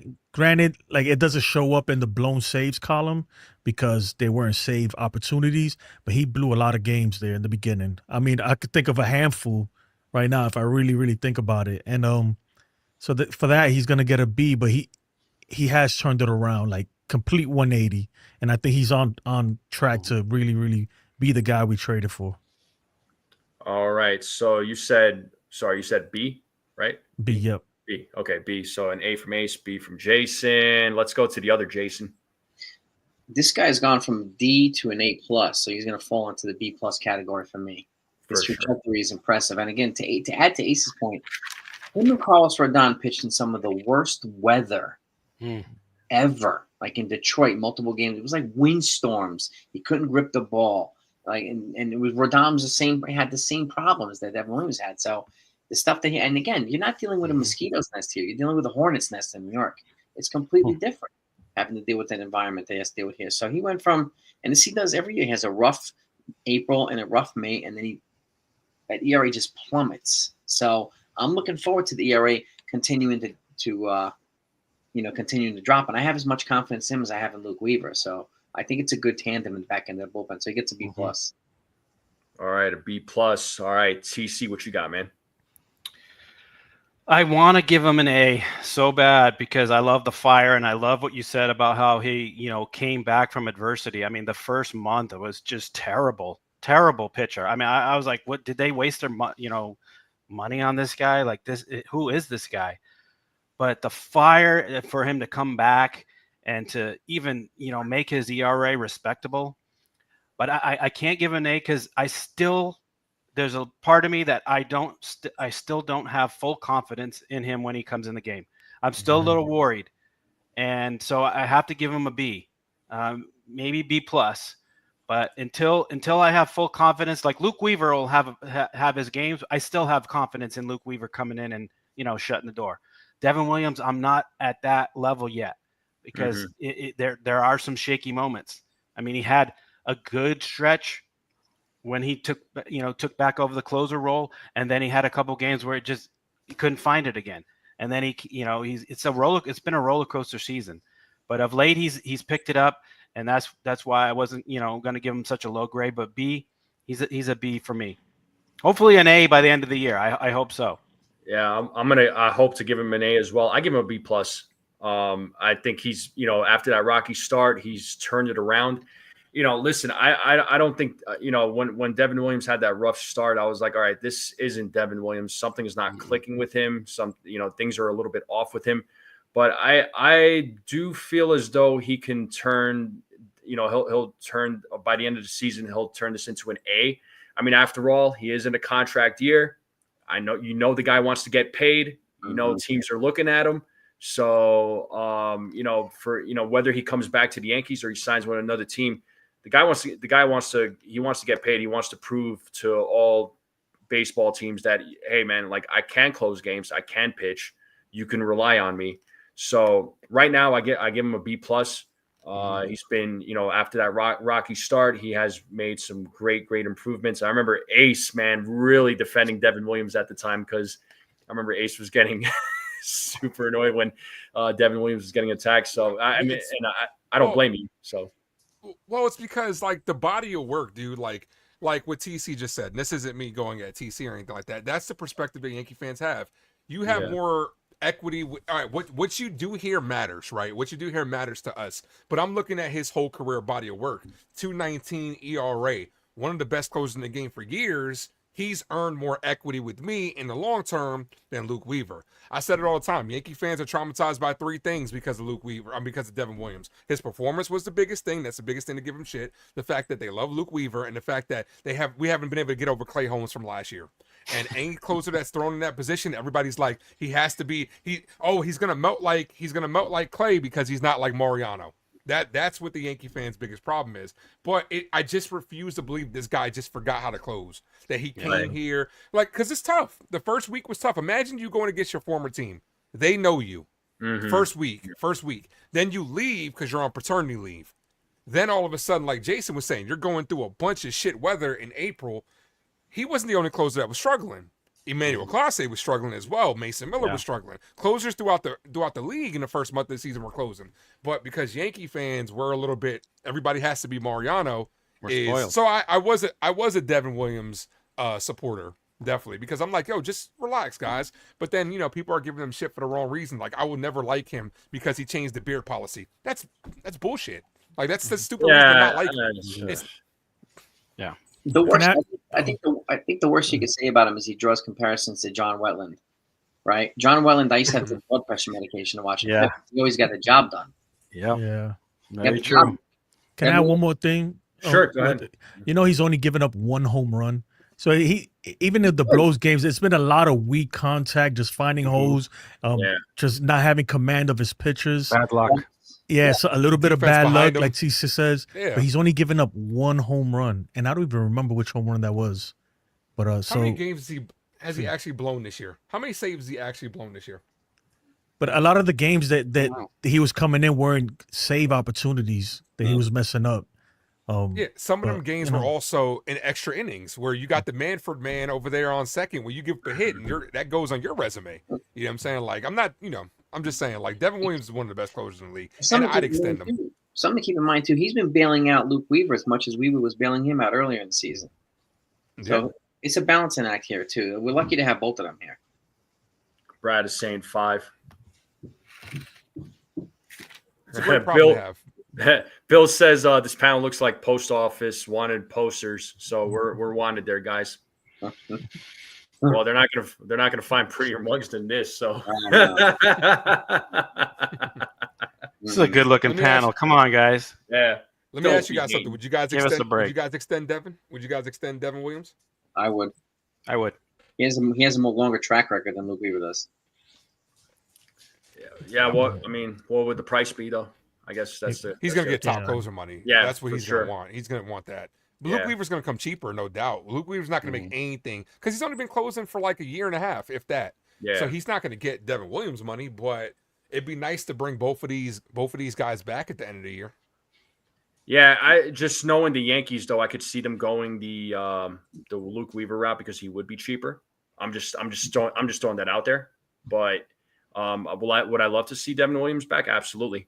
But I think Williams, I don't ultimately though, I don't think he would agree. I mean, I know he said he would be open to an extension, but I think at the end of the day, I think he is going to test the market. I think I truly believe he will test the market. If he does sign an extension, I'd honestly be shocked. But that's just me. I think if the Yankees add some good relievers with controllable years, it would make it easier for them to move on from Devin Williams. But they have to do that right now at the deadline. Right. Otherwise, right. You have to consider bringing him back. Yeah. Or unless you're going to go after Andres Munoz, something like that. Well, he tips his pitches now, so I don't know if we that yeah. For sure. All right, the last pitcher that I'm going to go over, and if there's any other pitchers that you guys had on your list, please let me know. Because again, there was a few guys I didn't include because it just wasn't enough games to be like, hey, these guys are going to get grades. I just feel like they haven't pitched in enough games. But the last guy I have on the list here is Ryan Yarbrough. I mean, he is hurt, yes. But I feel like he's been solid. 3-1 record, 3.90 ERA, 16 games, just a little over 55 innings pitched, 49 strikeouts. The WHIP is 1.17. I mean, look, I think the guy has been solid. He's been able to, pitch well, for the Yankees. He's been the guy that that they needed if they, when they needed him in a pinch. Mm-hmm. But curious to see your guys' grades for Yarbrough. Let me start with 161. B+. B+. I think he came in and filled the need when we needed it reliably before he got hurt, and I think when he comes back, he can serve as a long relief guy that we need, right? And he's kept the Yankees in the games with the exception of that one bad performance. He's kept them in the games and given them 5 innings consistently when we needed him to give it to us. So I give him a B+. And I mean, I think he's one of these guys that's our diamond in the rough that Yankees found that brought more value than probably thought we was going to bring. All right, so B+ from Jason 161. Let's go to Custodio. What do you got for Ryan Yarbrough? I'm gonna go with what Jason said. I'm gonna give him a B+ because he was good out the bullpen there for a while. Then when they put him in the starter role, he was even better. He was a pleasant surprise, man. It allowed us to move away from Cookie Carrasco there. Yeah, it was unfortunate that he got hurt, but I'll give him a B+. I think he did his thing. All right, so B+ from Jason. So we got a couple of B+. What about you, Ace? Ryan Yarbrough, in my opinion, this year. Now, don't get this twisted of me saying he's been our best pitcher, but he's been our most valuable pitcher this year. With the things that he's been able to do, like Jason was saying, like 161 was saying, bullpen, long relief, whatever role he had to be thrust in, he did it, and he did it exceptionally. He was very, very valuable for us this year. So I'm giving him an A-. I can't wait to see this guy back in a long relief or a lefty specialist type role, especially if Tim Hill starts struggling. I would like to see Yarbrough in those high leverage situations because he's gained that trust with me this year. I don't know if we're where we're at without his early contributions to the team, because he was valuable to us. Yeah. The long relief, like I say, eating up innings where our bullpen could be a hell of a lot more taxed now or then than it is now if it wasn't for him. And then, like he said, making Cookie Carrasco expendable as well. He was valuable, and I think that if he was healthy, he'd probably still be in that starting rotation because he's earned it. So he was very valuable for us this year. But that doesn't mean he's the best pitcher we had, but he's valuable. He got a Stony W versus the Dodgers, so that counts as something. I was going to say that too, man. I mean, that stood out for me because he on Sunday Night Baseball too. Yeah, on Sunday Night Baseball, that's a big deal. So yeah, he went up against Yamamoto just to throw that out there as well. So yeah, shout out to Ryan Yarbrough, TC. Yeah, I agree with everything Ace said, and just to pile on what Custodio said, he gets an A because of the Dodger game. Because I'm out here in LA and Dodgers country, and they're just we're going to sweep you guys, and for him to come through and win that game, I was like, oh, thank God. I was, and I also saw him in Anaheim, and he pitched the game I went to, and he pitched well. He gave up the home run, the leadoff hitter, and then he settled down. But yeah, he's given us many innings out of the bullpen.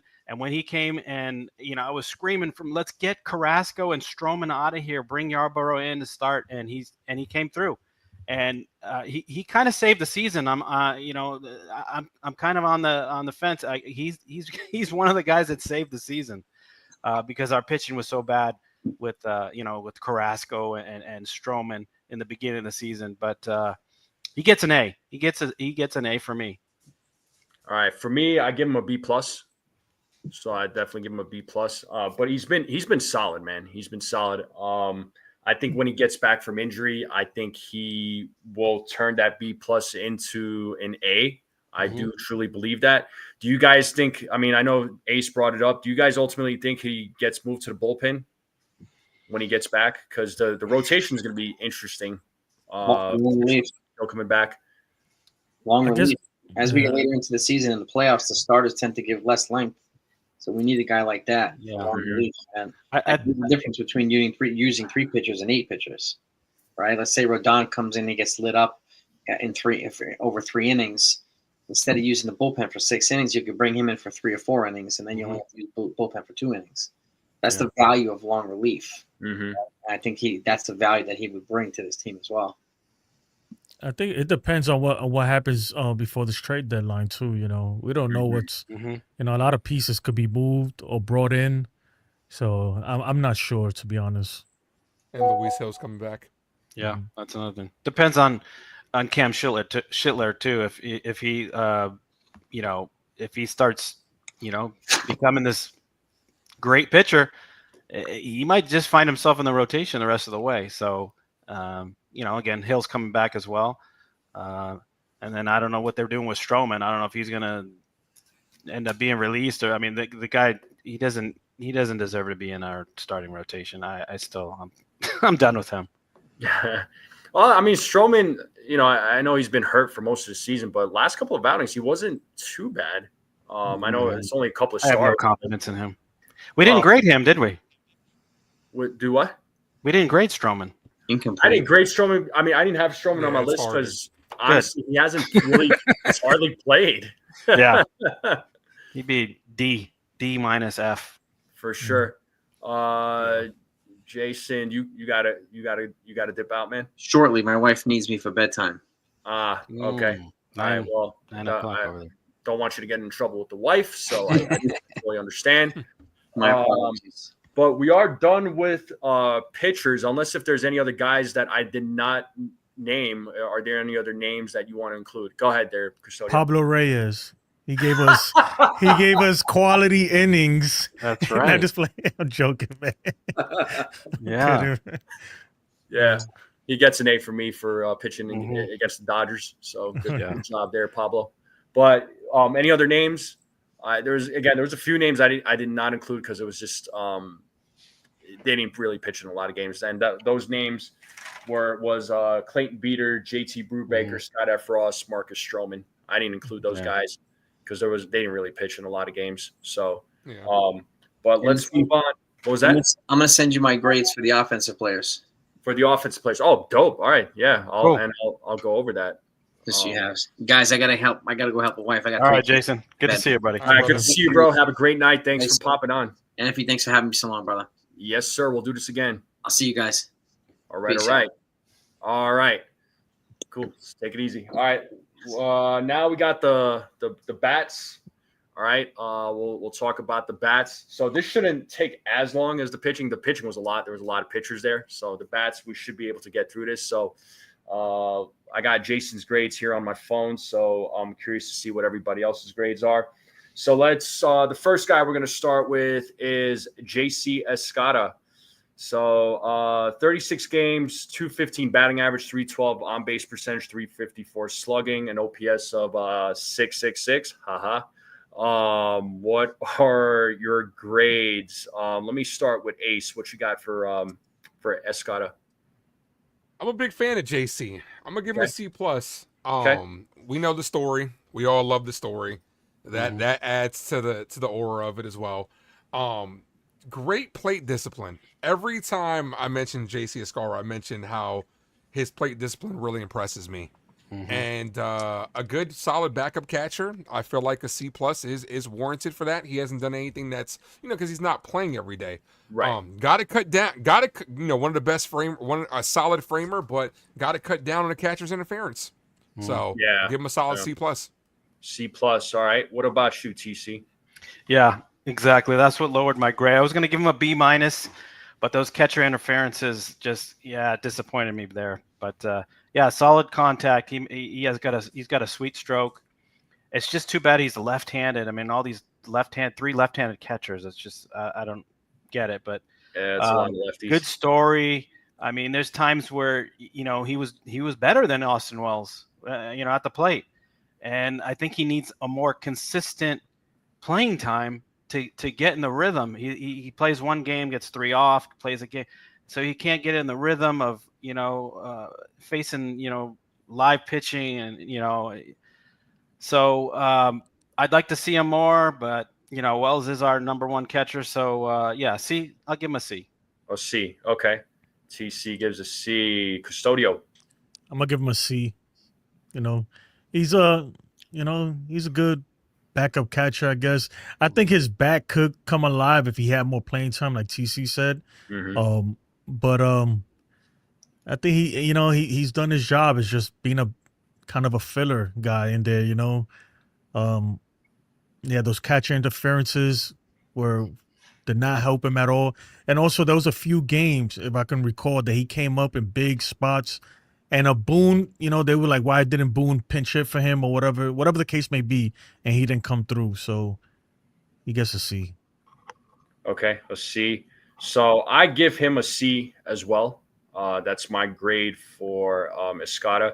I think, those I mean, it wasn't just the catcher interference. I just, for me, I in the games that he's played, it's been to me, it's been average. You know what I mean? And that's at least my take with Escarra.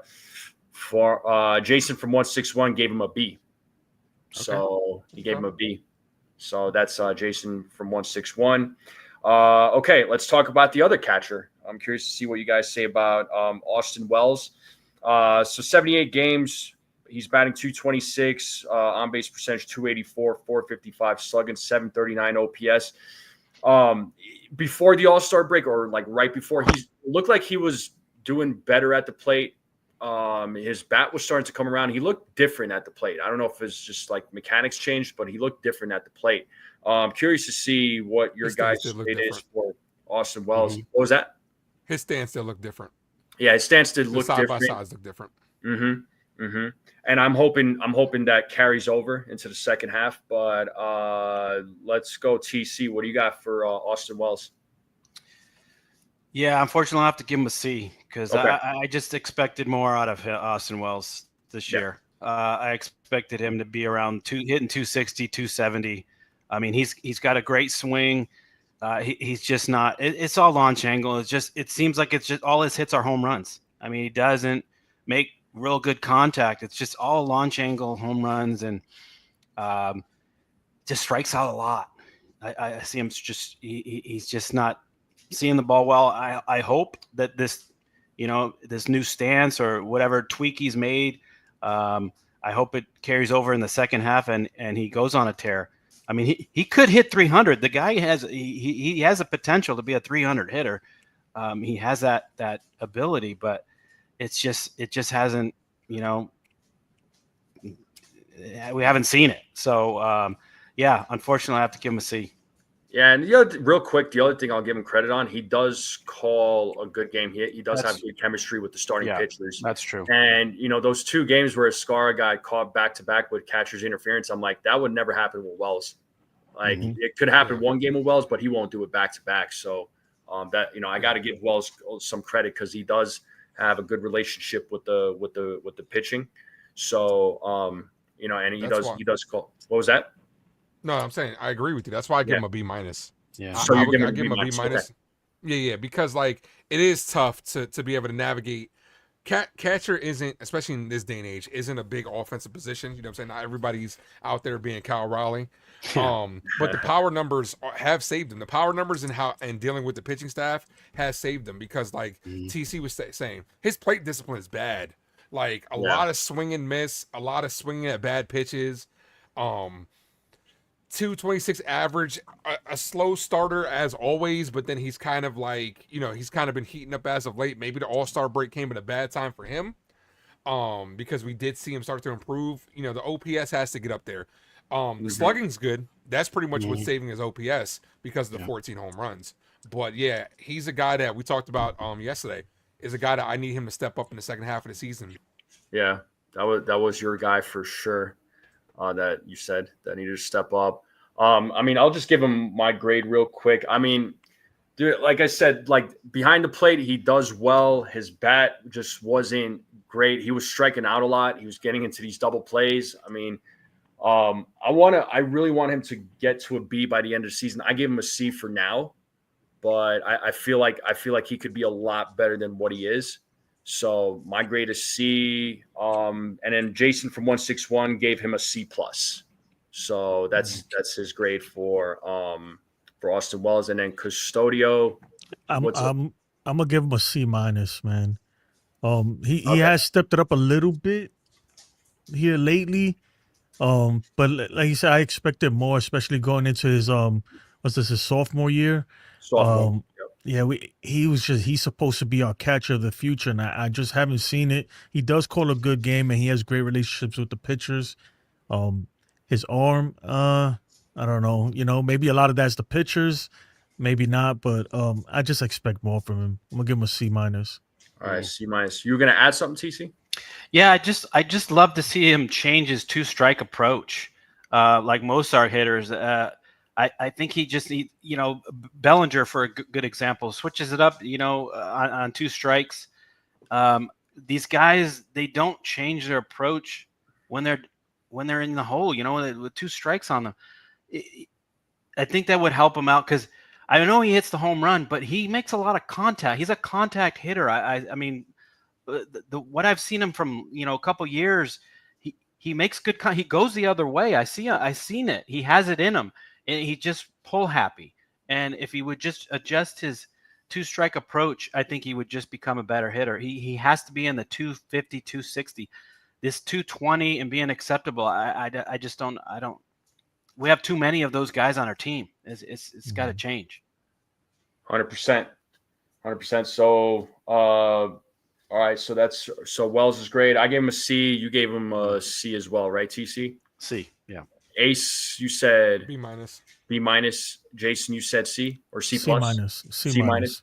Yeah, and then 161 gave a C plus to Wells, and yeah, I think he can improve. I think let's hope that his stance that right before the All-Star break, hopefully that carries over into the second half. I really want this guy to improve. All right, this next guy. Man, I did include him in the list because he did play in some games. Unfortunately, he fractured his ankle, and that is Oswaldo Cabrera, which shout out to him. He just got married. So nice. Congratulations to him. So 34 games. Batting average was 243, 322 on base percentage. The slugging was 308. OPS was 630. So prior to his injury, I'm just curious, what were your guys' grades for him? Let's start with Ace. Sorry. Waldo's my guy, man. Yeah, like, he is solid B for Waldo. Like a guy that can play anywhere outside of catcher and pitcher. We've seen it. We haven't seen him play center field, but we've seen him play the outfield. Played first base last year as well when needed. That Swiss Army knife, and it really, he's the energy guy, man. From the second he was on this team, you saw the dynamic change in the locker room. And when he went down, it was devastating, dude. I was devastated with seeing him go down. Yeah. And it's no coincidence that fundamentally this team started going backwards once he went down. Yeah. Like, he played a lot of third base for us. All of a sudden, you know what I'm saying? Like, he's out of there, and then Anthony Volpe's defense starts tanking. Like we talked about it yesterday. Like, could the pressure of not having a reliable third baseman add more pressure to Anthony Volpe? Absolutely. And Waldo's a guy that does have that pop and can go out there. Well, we didn't see a lot of the pop this year, but he's a guy that makes that solid bat to ball contact. And like I said, it's an energy guy that you just can't replace. So I give him a solid B. A solid B from Ace. Yeah. And he gets a solid B from me as well. Because the thing is, he goes out there every game. He's a go-getter. Like, he hustles. He tries to contribute where he can. The guy's he's just an overall team player, man. I mean, that's something I liked about Oswaldo Cabrera. And he hustles. He works hard. I mean, it just sucks that he got hurt. You know what I mean? That sucked for him. And I don't see a grade from 161, but that's okay. Not a big deal there. Let's see. Custodio, what you got, man? Man, I'm gonna give him a C. Okay. And you know why? Because when you look, I love Oswaldo, right? But I man, now that I think about it, I mean, he didn't have great numbers either. He was holding on a position that the third base that he probably shouldn't really have been the everyday third baseman to begin with. And he was struggling too. He was making a lot of throwing errors. I don't know if you guys remember. He was airmailing balls over there. I mean, look, his OPS was 630. He was batting 243. He was striking out at like a 25% clip. I mean, it's not bad, but it's not good either. It's not great either. So I give him a C. Okay. So a C from Jason, Custodio, TC. Yeah, like Ace said, I'm a big Waldo guy too. I love him. I love his energy. I love his presence in the clubhouse, and he's always got a big smile on his face. And all the interviews, he's just a light. In the dark world, you just need that kind of guy around in your clubhouse. He doesn't have all the greatest ability, but he works hard. He's a hustler. He's he put him anywhere. Coach put me, anywhere. He doesn't complain. He just has that workman attitude. He's solid defense all around. I mean, he's not gonna, hit you to 25 home runs. He's not gonna drive in, all the runs, but he's a solid guy that you need on your team to plug in. I don't think he's an everyday third baseman, but we do miss him at third right now. But he's a solid B for me. Solid B. All right. Cool. Yeah. Awesome. I love it. All right. This next guy, exciting player, full of, very electric, high energy. Another guy that helps out the team wherever he can. Says, put me in, coach. I don't care. Just play me. I want to help this team win. Chisholm Jr. Yes, he did miss some time with the injuries or with the injury, but ever since he's been back, he's been on fire. 65 games, batting 250, 348 OBP, 513 slugging. That OPS is at 861. Curious to see the grades. Custodio, what you got, man? I'm gonna give him a B plus. All right. He did get off to a slow start, and he's picked it up. Since he's come back from the IL, he's been an A, right? But overall, I'm gonna give him a B plus. He's still striking out a lot, and I get it. That's just who he is. But he has toned it down a little bit, so hopefully he can keep that up. But B plus, which is really good. He's that's what we expected from him. Now everybody could be an A plus, man. It's not good. It's not realistic. For sure. Okay, so B plus from Custodio. TC, what you got, man? Yeah, I want to give him a high grade, but he's just, some of the things he's like that slow start.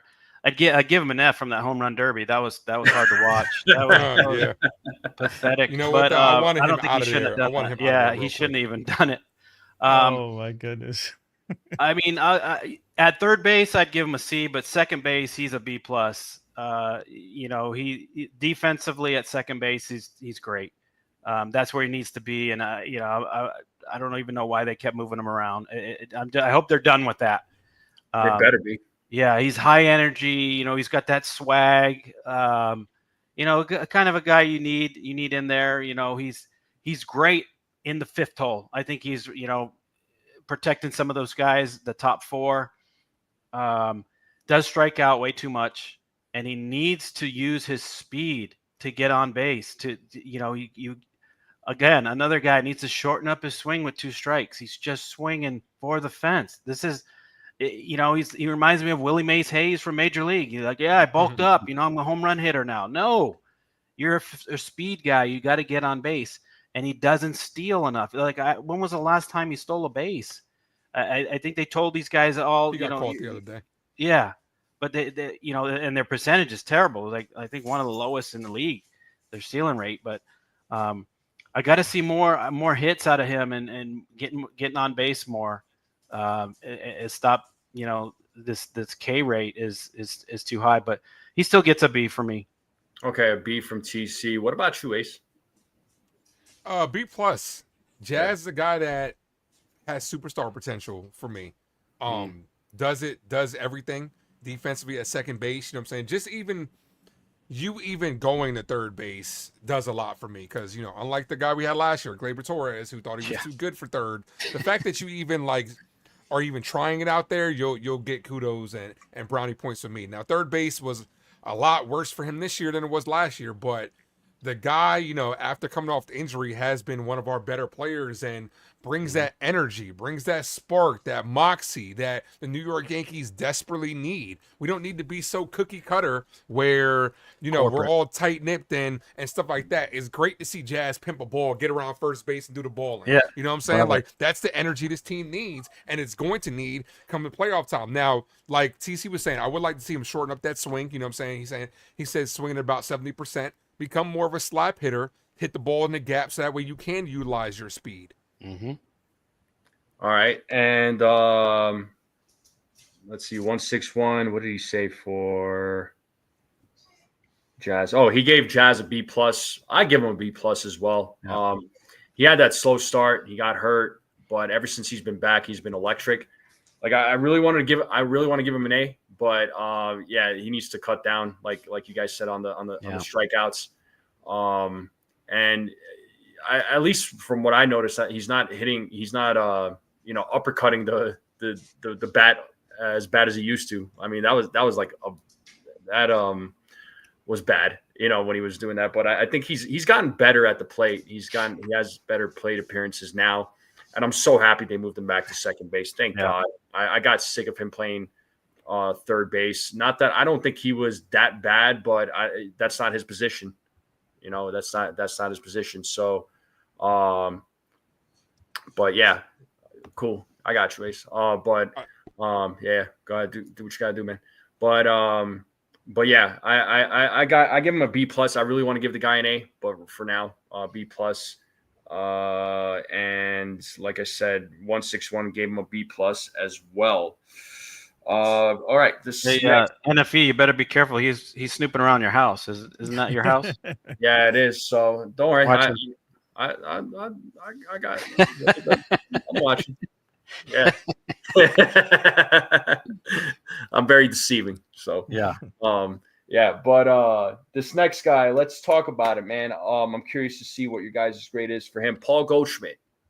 What do you guys got for Paul Goldschmidt? 91 games, 287 batting average, 345 on base percentage, 431 slugging, 776 OPS.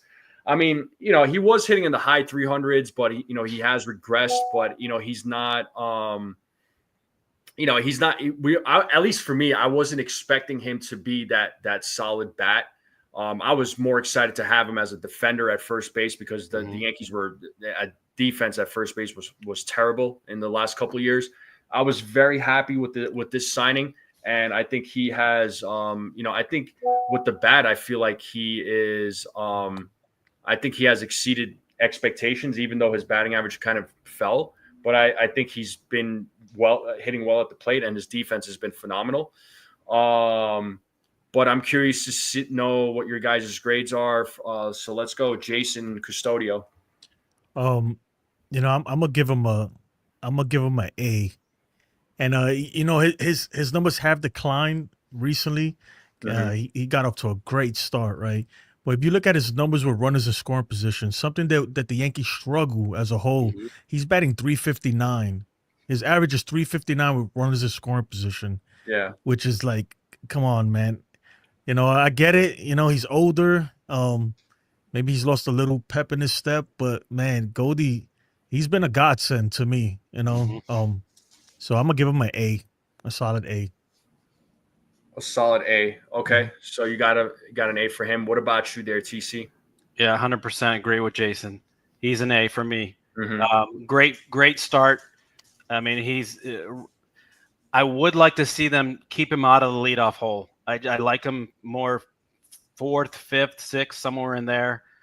He's just not a leadoff guy, but he did have his one of his highest averages, you know, when he was leading off. Saves a lot of runs, a lot of errors at first. Great defense. I mean, and his bat, you know, we don't have many besides Judge. He's our only other really right-handed bat. You know, Stanton's come back, but solid with runners in scoring position. He shortens up his swing. He's not hitting as many home runs. He hits a lot of doubles, a lot of singles, makes a lot of contact, doesn't strike out at such a high rate. His average has come down a little bit of late, but he's a solid A. Great pickup. Great pickup. And I think he's comeback player of the year. He's got my vote. Okay. I respect that. I'm trying to see 161. I don't know. I'm trying to see what his I don't know if he included. I don't see Goldschmidt in here from Jason 161. I just texted him seeing if he can give me a grade. Yeah, I don't see the grade in here for Goldschmidt. I think you would give him an A. I'm sure he's an A. Probably. I gave him an A. I could tell you that much right now. I think he's been solid. I think he's bailed out Anthony Volpe's freaking throws. A lot. God. A lot. Yeah, a lot. So Goldschmidt's been that first base glove. He's been great at the plate. You know, listen, I don't expect him to hit a lot of home runs or anything like that, but he does put the ball in play. He makes things happen. So he gets an A for me, Paul Goldschmidt. We're talking about Paul Goldschmidt. Ace, what is your grade for Paul Goldschmidt? I'm gonna give him a solid A-. Dude has been as good as gold, no pun intended. Like I'm sure you guys have mentioned, the defense has been very valuable, especially to a guy like Anthony Volpe. The bat was a blessing to start the season. Like, you know, being put in that leadoff position as well. Definitely gave us some really good productivity, especially for what he's making. He definitely outperformed his contract like really early on. Like $12 million is a steal.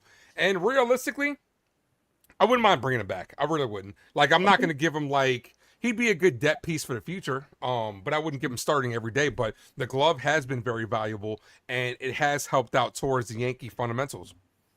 So I give him what did I say? A-. You said A-, yeah. You said A-. I know TC said A. I said A. Custodio said A.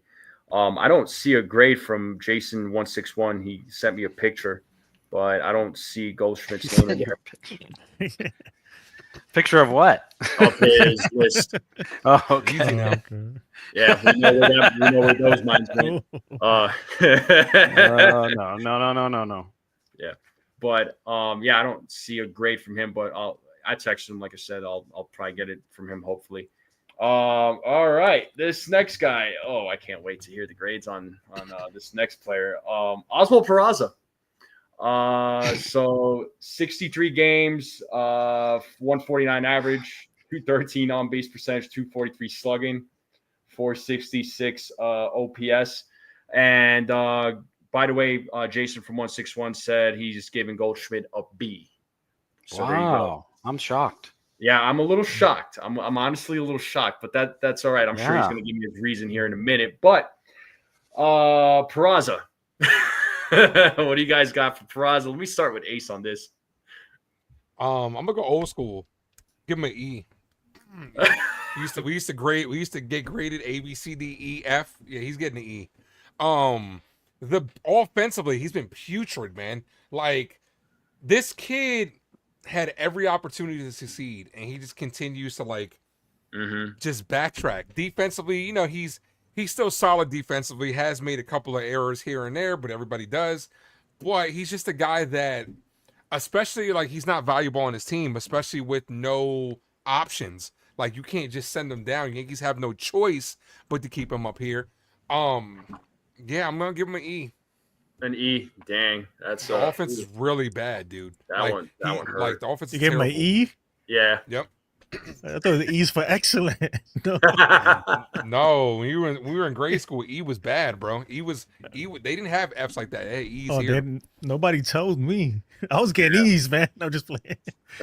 What about you, TC? Yeah, I'm sorry. He's getting an F for me. Damn. Okay. What put it over for me was the other night when he couldn't lay down a bunt and he just popped it up. I'm done with that. I'm done with a guy that can't hit and he also can't bunt and move runners in crucial situations. I'm sorry. You're useless. You're useless. I know his defense is great, but it's come down. It's not like excellent. It's better than average. I wouldn't say him as a like a Gold Glover at third, but at the plate, awful. And like you said, Ace, he's had all these opportunities now with DJ LeMahieu gone to start at third base, and he just can't hit. And having a number 8 and a number 9 hitter in your lineup not hitting, you're batting 7 guys. It's terrible. So I'm sorry, he gets an F. So he gets an F from TC. All right, the second F given out today. The first one by TC. Custodio, what you got, man? Yeah. He gets an F. I think TC read my mind, dude. He gets an F for get him the F out of here. Yeah. If you can't lay down a bunt, dude, like that's all you're there for. You can't hit for nothing. You better know how to bunt if you can't hit. The defense has been pretty solid, but every now and then he has his hiccups. Yeah. But still, man, I don't care how. There's a ton of guys in the minors that could play defense. You got to hit better than what you're hitting now. Better than 149. Like, come on, man. This is ridiculous, man. So he gets an F for get him the F out of here. Get him the F out of here. So a couple of Fs given out. An E from Ace. So the first E given out in history. Shout out to Ace. So 161 gave him a D. Mm-hmm. Okay. I also gave him a D because, yes, his bat is horrid. There's no doubt his bat sucks. His bat is horrid, but I can't deny the dude's glove on the field, though. He does have a good glove. Or else if the glove was bad too, he would get an F. So, and Louis Duran, my man, says kids in Little League can bunt better than him. Yeah. They have more fundamentals than these guys. They really do. You got that right. So that's the only reason why I give him a D, man, or else he would have gotten an F for me, just because like his bat stinks, but the guy he could play the field. I mean, I gotta give him that. So myself and Jason from 161, he gets a D grade. All right. Almost there, guys. Almost there. So next guy, Ben Rice. That's certain people's favorite player. They shall not be named. Who said it? Who asked who? Sorry. Custodian? You come on, Ace. You already know who it is. You say his name 3 times, he might pop in. So as long as he hits the like button, that's all that matters. He's here somewhere. He's here. That's it. You called him out. He's coming.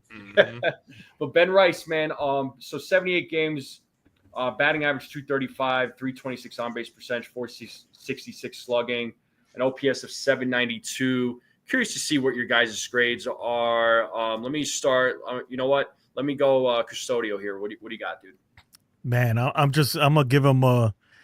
This is a tough one, man, because I love Ben Rice, and I don't want Eli to come freaking track me down. But I'm gonna give him a B minus. And I think I'm being generous. And the reason why, like he got off to a hot start. After that, he's fell off a cliff. He has had a lot of bad luck, right? Mm-hmm. He's had a lot of bad luck. And if you look at his expected batting average and all that stuff, it looks great. And that's why Eli will argue. But at some point, it's like, okay, man, I was expected to be a baseball player. And I'm saying, at some point, we need to see results. And it's just sometimes I feel like his at-bats, too, he swings at a lot of first pitches, and he doesn't really work counts often. Mm-hmm. And I love Ben Rice, but his upside he has so much upside. Yeah. And maybe if he on a better team where he can play every day, maybe he he lives up to it. But for now, I'm gonna give him a B minus. Dang, you just Well, man, you Mm. said he doesn't praying play every every day, day bro. 'cause Just watch out. he doesn't play every day because of Giancarlo Stanton. Yeah, it's We all know that. Giancarlo Stanton. Yeah. Mhm. So Yeah, you're saying you're saying B there, Custodio? I'm saying B minus, but Li, don't add me on Twitter, please. All right, Ace. What do you got, man? Yeah, I'm gonna say B minus. A lot of upside. Young kid, young Yankee talent. Hits the ball hard. One of the hardest hit rates, no doubt. Does, like Jason says, does run into a lot of bad luck, but that's no excuse. That's baseball. Everybody has bad luck. An inch or two here or there, it's a difference between a hit or foul ball or a home run or an out. That's baseball. You can't continue to use that in his favor, especially like as of late. The kid's struggling. When it's the last time he's hit a home run? And that's probably gonna come back to bite me because I guarantee you he hits one in the Atlanta series. But it has been a while since he's gone yard. I'm also gonna add the fact that going back to catching was also not terrible. We did see him throw out a runner from his knees, like with catchers with batter interference, which was great. Yankee catchers haven't thrown out a lot of guys, so that does go to him having a B minus for me. Doesn't get the playing time every day. Could be our potential future first baseman. The defense has been, nothing to write home about, but it hasn't been concerning either. Agreed. Yeah, 100%. So solid take there. So B minus. TC, what you got? Yeah, I agree with Ace. Yeah, B minus.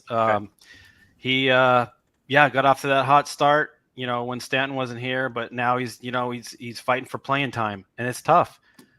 Just like JC Escarra and the likes. If you're not starting all the time, it's tough to get in a rhythm, and a lot changed when Stanton came back, but against a lefty, you got to have Stanton in there because Rice isn't that great against lefties. So his defense is okay. I don't know if he's going to be our potential first base. I'd rather, if we get an outfielder, I'd rather move Cody Bellinger to first, but and his catching is okay. He's not really a solid catcher, so he doesn't really have a position. He's kind of like first catcher, DH. He's kind of expendable. I don't know. I think on another team, if he played every day, I think he'd be a solid player. He's got a solid bat. He does hit the ball hard, and he does run into some bad luck. But like they're saying, it's you can't rely on that. I can't keep making excuses for that. But he's a B minus for me. Okay, B minus. Jason from 161 gave him a B plus. I give him a solid B. I think he's a good player. He's got a lot of potential. I would have given him an A, but I blame Giancarlo since he came back. So yeah, definitely. So yeah, they need to cut Giancarlo. Yeah, right. But yeah, no, I give him a solid B. Well, it's a joke, TC. Yeah, I got you. Certain individuals out there are saying that Giancarlo has no place on this team. We can't cut right-handed hitters on this team. We need them. Yeah, desperately. So yeah, he gets a B for me. Let's talk about everybody's favorite Yankee, Anthony Volpe. Oh God. Do I need to go over his numbers, or are you guys ready to just give him? We know. Nope. All right. Well, I'll just throw it out there. 95 games, 214 batting average, 287 on base percentage, 384 slugging, 671 OPS. He has regressed a lot, man. He's been disappointing for me, honestly, but I'm curious to know what your guys' grades are. TC, you've been a big critic of him. I always see your comments in the chat there. But what do you got, TC? Yeah, I'm critical, but I was a Volpe fan. I wasn't like a Volpe lover, but I thought the kid had potential. I think he was way overhyped when he was coming up, but this year has been a train wreck. A total train wreck. His hitting is carried over to his defense. The guy leads the league in leaving runners on base. He strikes out way too much. The little positive was the slide at home plate where he won the game in the extra innings on Judge's sac fly. Without that, I don't think he's done anything positive in a long time. And Michael K brought up a stat in the last 26 games, he's batting 125. I mean, that's 1/6 of the season. And he's run out there every single day. And his defense is not elite. Like Aaron Boone wants to tell everybody he's an elite shortstop. He is not. And I think he's got to be sat down, or I know they won't send him down to AAA, but he can't be in the lineup every day.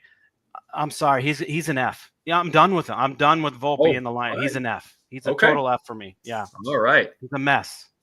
All right, he can get the F out of here, right? Yeah. It's easy. Okay. Him and Peraza can pack their bags. Trade, gone, bye. All right. Cool. All right. TC gives him a big fat F. I know Susan agrees. Where's Susan? I don't know where Susan is. Susan is going to give an F plus. I think a G or an H. Yeah.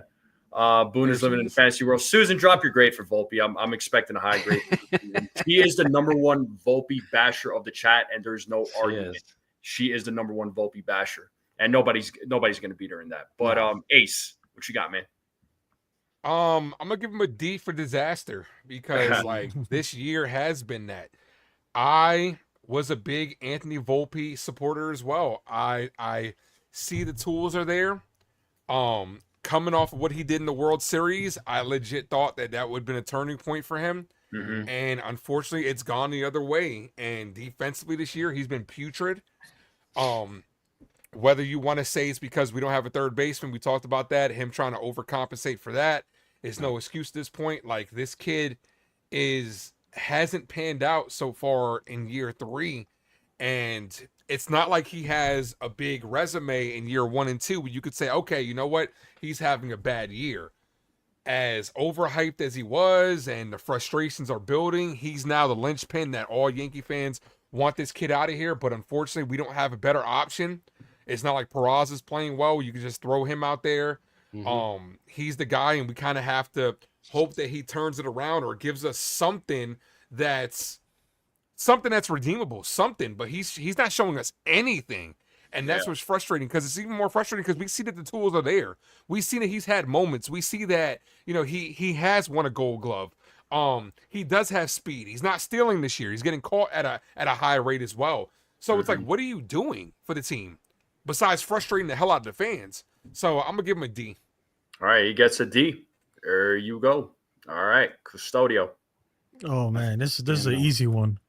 F, get him the F out of here. F.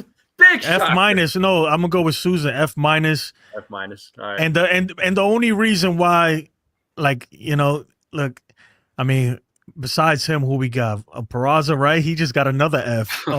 So that's why he has to be in the lineup right now.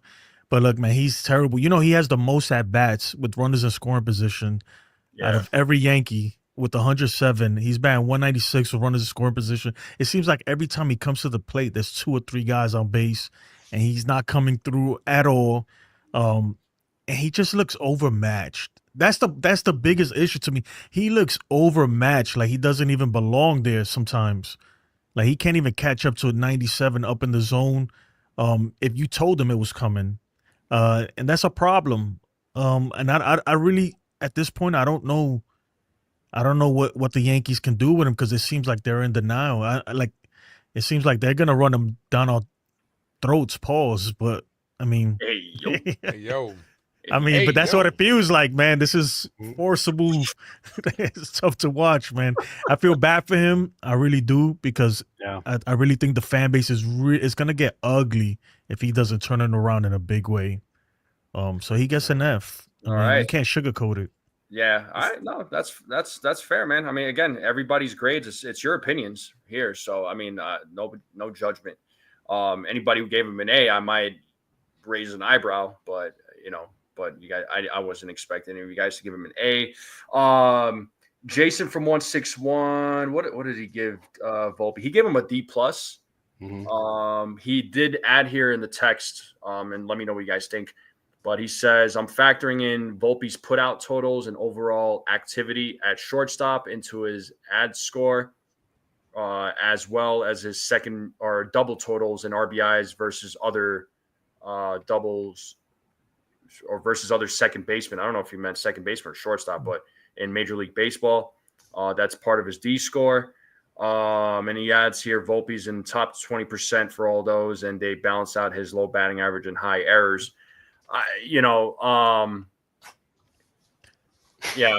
Desiree also adds an F as well. He's like almost dead last in almost every offensive category for all shortstops in the league. Literally, like I won't give him an F, but he definitely gets a D for sure. Dude gets a D for doo-doo. Can I add something what Custodia was just saying? Sure. Welkin brought it up about the 1,500 at bats. So I got a stat here. It says since 2023, Anthony Volpe is one of 62 players that has registered 1,500 at bat or plate appearances. He ranks 62 out of 62 in average, on base percentage, OPS, and he's 58th in slugging out of the 62 guys. That's pathetic. He sucks, man. Let's be honest. He does. It's sad. It's sad. I don't know what's tougher, watching Anthony Volpe play and struggle, or the steak that Jason eats. It's like both of those things are just hard to witness, man. Like, but every time, ask you guys something real quick though. Go ahead. So we know how bad he is, right? We see the games. We're watching every game. You guys call games. You see it. I want to know what Aaron Boone and Brian Cashman see in this kid to keep saying that he's elite and he's going to play and he's a star. And does he have blackmail on? I don't understand why this kid cannot be sat down. I understand we don't have other players to fill in. I know we've signed Nicky Lopez. He's in AAA. Bring him up for a week or something. I just don't get why they just throw out all the stats and just think that he is the greatest shortstop, besides Alex Rodriguez and Ozzie Smith. I don't understand. Well, it's the ego thing because they don't want to be proven wrong. Yankees think they're the smartest people in the room. We saw the video of Brian Cashman taking super offense to people talking about Anthony Volpe. He's going to go to bat for a guy like that, especially considering what he's got. They got to go down with the ship at this point. And this is what I'm saying. When it comes to Volpe, I see the frustration, but I'm kind of in the same boat. You got to ride this shit out. It's as simple as that. It's either going to work or it's not going to work. It's tending towards it's not going to work. They got to go down. The captain has to go down with the ship. Him failing, it should be a fireable offense if he doesn't succeed here. Will they? We don't know. We ultimately don't know. But it's a shame that this kid was such a top prospect, and I'm sure he doesn't want to struggle. You know what I'm saying? He wants to do well, and he is a likable kid with a good story. It's just not panning out here. Yeah, look, man, when it comes to Volpe, I never bought into the hype train, because if I recall, I don't, and again, you guys tell me if I'm wrong here. I do not remember the Yankees saying that this guy was the next Derek Jeter. I feel like this was put out by a lot of the beat writers that were saying that he was the next Derek Jeter. I never bought into that story. I never bought into that hype because it's all right. I think that's, what was that? I don't like those labels. You can't. I don't like those labels either. And I think that's part of the fan base's problem, is because as soon as they read that, the expectation was really high for this guy, right? So now that we're in year 3 and he's not performing and he has regressed, everybody's pissed. I think if that comparison wasn't there, I don't think it would be as bad. I mean, yes, we would still be frustrated with him, but for me personally, I never had that expectation that this guy was the next Derek Jeter. I was like, the rookie season, I gave him a pass because again, it's his rookie season. Managing expectations, as I keep saying over and over again. And that's, some fans don't know how to do that because they expect superstar numbers right off the bat. And then second year, he looked a little better. He looked promising. And like Ace kept bringing up, him in the postseason, maybe that was the turning point. We were hoping that was the turning point because in the postseason, he was fantastic, I thought. Well, it's also guys the Yankees have passed up on too that frustrate the fans. Like Welkin just said, Corey Seager was out there. Yankees didn't want to go out there because we had Anthony Volpe coming down the pipe. Yeah, for sure. And here we are, year 3. He has regressed so much, man, and I'm not seeing any improvement. Like, to me, year 3 was a make or break year for him. What they do after this season, I don't know. But if it's not Anthony Volpe, then who do you got? Like, there's nobody to really, like, as of right now, there's really nobody to replace him. I don't think a guy like I mean, does Lombard Jr. get brought up next season? I don't particularly see it. I know a lot of fans want him up there, want him up here, but I don't see that. But if it's not him, but who replaces him though? I mean, you're not going to say Peraza, hell no. And why all the drafting of the shortstops? Well, they drafted 5 or 6 shortstops. That's kind of telling right there. Right? First 2 rounds, right? Wasn't it shortstop? Yeah, first and second pick. Yeah, I think like that dude Dax Kilby though. I don't think he's gonna stay a shortstop. A lot of times them guys that are shorts, it's because they just so athletic they can move him anywhere. Yeah. But I don't think that's, and even then, by the time those guys make it all the way up there, this whole Volpe thing, either it would have worked out or not, and he's gone. Yeah, they're ways away. Yeah. So I mean, there's nobody else to bring up. That's what I'm saying. So it's because people just send him down or DFA him or trade him. I'm like, for who and what and who takes his place? Because right now the Yankees don't have anybody that's ready to take over that role. Not yet. But I mean, I wouldn't be surprised. I mean, if we're stuck another year, we're probably gonna have to deal with him year 4. I mean, are we happy with it? No. But Yasin says he'll take me over Volpe to play shortstop for the New York Yankees. Yeah, I don't want that pressure. I'm going to let you guys down. I think the Yankees could make an upgrade at short. I mean, I think, look, people say, who are you going to trade for? Everybody's tradable, for the right players if you offer him up. So I don't think we're stuck with him. If we're stuck with him, it's because the Yankees are going to give him another shot. I know. Yeah, I know. I'm not. Yeah, like I said, I'm not sold on him. And looks like Sunil said he would DFA Volpe and sign Custodio. So there you go. All right. Get your glove, Custodio. Get your glove there, buddy. I still got it, man. I'm telling you. I think I could probably do just as good as he can, man. Maybe a little worse, but damn. I'll play for $20, man. Actually, save you some money. What do you guys think about Bo Bichette? I'd take him. I'm not. I wouldn't. Over Volpe? Would you? Okay, if you had to choose between the two right now, if there was nobody else out there, Bichette or Volpe, but the money thing is an issue. The money, exactly. Yeah, I get it. It's not your money though. Who cares about the money? And Bichette is hurt a lot. That's what really scares me. I like the upside of Volpe though, rather than Bichette. So. Okay.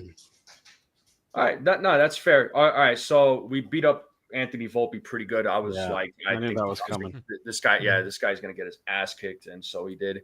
All right, we're down to the last 4. These are good 4 too. Let's talk about our guy Cody Bellinger. 88 games, 282 batting average, 336 on base percentage, 494 slugging, 830 OPS. The guy was on fire in the month of June. He's been killing it in July too. Started off the season a little rough. I mean, because he had the back injuries and he had food poisoning. His batting average in the beginning of May was under 200, but he has improved exponentially. What do you all got for Cody Bellinger? Let's go TC. A+ for me. All right. A+. Love the guy. Love his approach. 2 strikes. Love that arm from left field. He threw out somebody from first. I mean, that was incredible. That was great. He can play all outfield positions, can play first, Gold Glove everywhere. The bat has just caught on fire. Does he still have the hitting streak, or did that snap? Yeah, like 16, 17? Yeah, no, I think the hitting streak is still alive. Yeah. I mean, love his approach. I mean, he's perfect swing for the short porch. I need them to sign him again. He's got to come back another year or extend him. Love him right there, either 2 or 3. Right before Judge or after Judge. I love him in that spot. Good instincts. Good. He's just a good ball player. Good attitude. A+. Great signing by Cashman. Great job. Yeah. Agreed. Well, that was a great trade. Great trade by Cashman, but he does have a player option, so we'll see if he exercises it. or will he opt out to look for a better deal? We'll see. But I would love to have him back. Absolutely. Jason from 161 gave him an A-, just to throw that out there. Ace, what do you got for Cody Bellinger? Yeah, I give him a good A- as well. Also, the hitting streak did stop last game. Oh, it did. He did go 0 for 3, against the last game versus the Cubs. Great signing. I mean, great trade, I should say. A guy that wants to be here as well. I definitely think they're going to pick up that option. Valuable piece, hits lefties very well on top of that as well. He's made great plays defensively, whether it's in center field, left field, and does have that value at first base. I'm all for if Spencer Jones starts getting hot, moving Bellinger over to first base. I'm all for that. He'd provide that pop and that consistency over at first. Just a very valuable clubhouse guy, and it's a A- signing, trade, I should say. Yeah. There you go. Love it. What about you there? I'm gonna give him an A. And because I can't give him the same score I'm about to give the big dog, man. True. That's why I'm like, I can't give him the same score. But an A, man. Look, he's Cody Bellinger has been a godsend, man.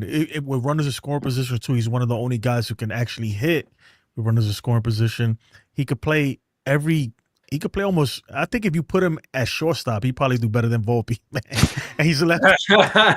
I'm serious, man. He could do everything. He's a baseball player. He does everything.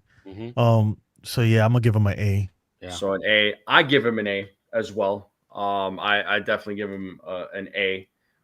He's been phenomenal. And the fact of the matter is he wanted to play for the Yankees. He wants to be with the team. He wants to stay in New York. He wanted to follow in his dad's footsteps. He's been asking to be traded to the Yankees or go play for the Yankees. And here we are. And, the Yankees didn't have to give up a whole lot. They gave up a whole Cody Poteet to trade for him. So, again, good move by Cashman. Yeah. But let's talk about let's get into the Martian, Dominguez. 80 games, batting average 266, 343 on base percentage, 417 slugging, 760 OPS. I'll just start off with him. I'm gonna give him a B. I give him a B. Let me know what Custodio. Let me know what you think, man. I'm gonna give him a B-. All right. I'm gonna give him a B-. And that's good. I mean, considering this is his first full year, the defense is getting better. But when I look at his numbers with runners in scoring position, they're not great. I think they should leave him at the leadoff spot. I think he does well there. They need to just leave him there, instead of bouncing him around and see what happens. So B-. So B-. And then Jason from 161 also gave him a B. TC Steels, what do you got for the Martian? Yeah, at the beginning of the year, I would have gave him a lower grade, C, maybe C-, but I'm giving him a solid B. The defense was scaring me, but he's come around. I mean, he's getting a lot better in left field. The speed is phenomenal. The guy can score from first on a bunt. Like he's out of this world speed. The instincts, I don't know, sometimes, some of the plays he makes in left, some of the routes he takes kind of scares me. But overall, the defense has improved. But at the plate, he's got to be the leadoff guy. He's got to stay there. And I don't like them, taking him in, taking him out. He plays one game, he's out, sit him. I'm tired of that. Just let him ride it out and be leadoff. They don't let him bat against when a left-hander's pitching, he's not in there because he's like can't hit right from the right side. I mean, I'd like to see him get more chances. That could improve, but I understand we have guys that can fill in, but I got to see him every day at leadoff. He has such high upside. I think he's here to stay and as the leadoff hitter. And he's a solid B. Yeah, I forget what his numbers were recently. Like, I feel like from the right side of the plate, he has shown some improvement. His numbers have come up. So I mean, I feel like he's exceeded expectations. I think he's meeting those expectations. So I'm excited for Dominguez. Ace, what about you, man? I'm gonna give him a B. Okay. All things considered, he's been very consistent with inconsistent playing time. Playing from the right side has also been very good as of late. Defensively, like I said, he a couple of routes where he chooses to kind of play it safer than be aggressive. You know what I'm saying? Maybe the comfortability as he gets more comfortable in left field, maybe that would change. But he's been a good infusion of youth and energy. Like the speed is there. Definitely like him at the top of the lineup. Definitely has had a lot of good moments this year. The 3 home run game, the walk-off home run, that stuff helps, and just adds to it. He needs to play every single day. And I've seen a lot of glimpses of the potential star power that this kid can definitely have. Okay, so overall, he gets sounds like he gets a B from all of us. I know Custodio said B minus. B minus. Yeah. It's all right. It's all right. I mean, it's all B's. All right, Trent Grisham. So Trent Grisham, 79 games, 251 batting average, 353 OBP, 464 slugging, 817 OPS. Curious to see what your guys' grades are for Trent Grisham. Ace, what you got, man? I'll give him a C+. Okay. Great start, as we all know, was one of the reasons why we got off to such a good start that we did. Playing the nonchalantness is starting to show up a lot as of late. Could you say that's because he's been banged up? It. We've seen a lot of balls, but that's the thing though. If he's banged up, stop playing him, especially if you got Jasson Dominguez out there. So maybe that's more on Boone than anything else. But I can give him kudos for the effort, but you're costing us at certain points.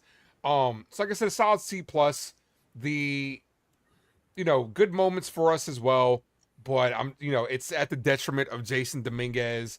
But as of late, the bat hasn't really been there like it was in the beginning of the season. He's kind of started to fall back to the back of his batting card, which is fine. You know what I'm saying? Like, he gave us a good start. That's all we needed for him. So I give him about a solid C+. All right, finally noticed. For sure. So C+. All right, Custodio, what you got, man? I'm gonna give him a B minus. Okay. The same score I gave Jasson Dominguez. I think he got off to that great start and everything, but I mean I think he's playing his role right. He's doing his job. This is what he's supposed to do. Just be a guy, a fourth outfielder, come in whenever you need him, play some defense here and there. I think the Yankees are trying to push that narrative of what he did earlier in the season, trying to put him at leadoff and all this other stuff. And look, I got it when he was hot, like you play the hot hand, but that's done with. Like, come on, let's be serious right now. Okay. So yeah, B minus. B minus. All right. TC. Yeah, I'm with Custodio. I'm gonna give him a B minus. Okay. He's a great fourth outfielder. I know at the beginning, he had the hot start. He's his defense is phenomenal in center, Gold Glove. Of late, with the injury, it's kind of affected him at the plate as well. He's not hitting. We knew he was coming back down to earth. He wasn't going to hit 300, 320 all season. But he saved us. At the leadoff spot at the beginning of the year, phenomenal start. I love the old school Reggie Jackson look. That Reggie was one of my guys. I mean, I grew up in the 70s too. I was a big Reggie fan. I love it. I love when his helmet flips off and he's got that fro. It's just total. I don't know if you guys remember Reggie, but you guys are a lot younger than me. But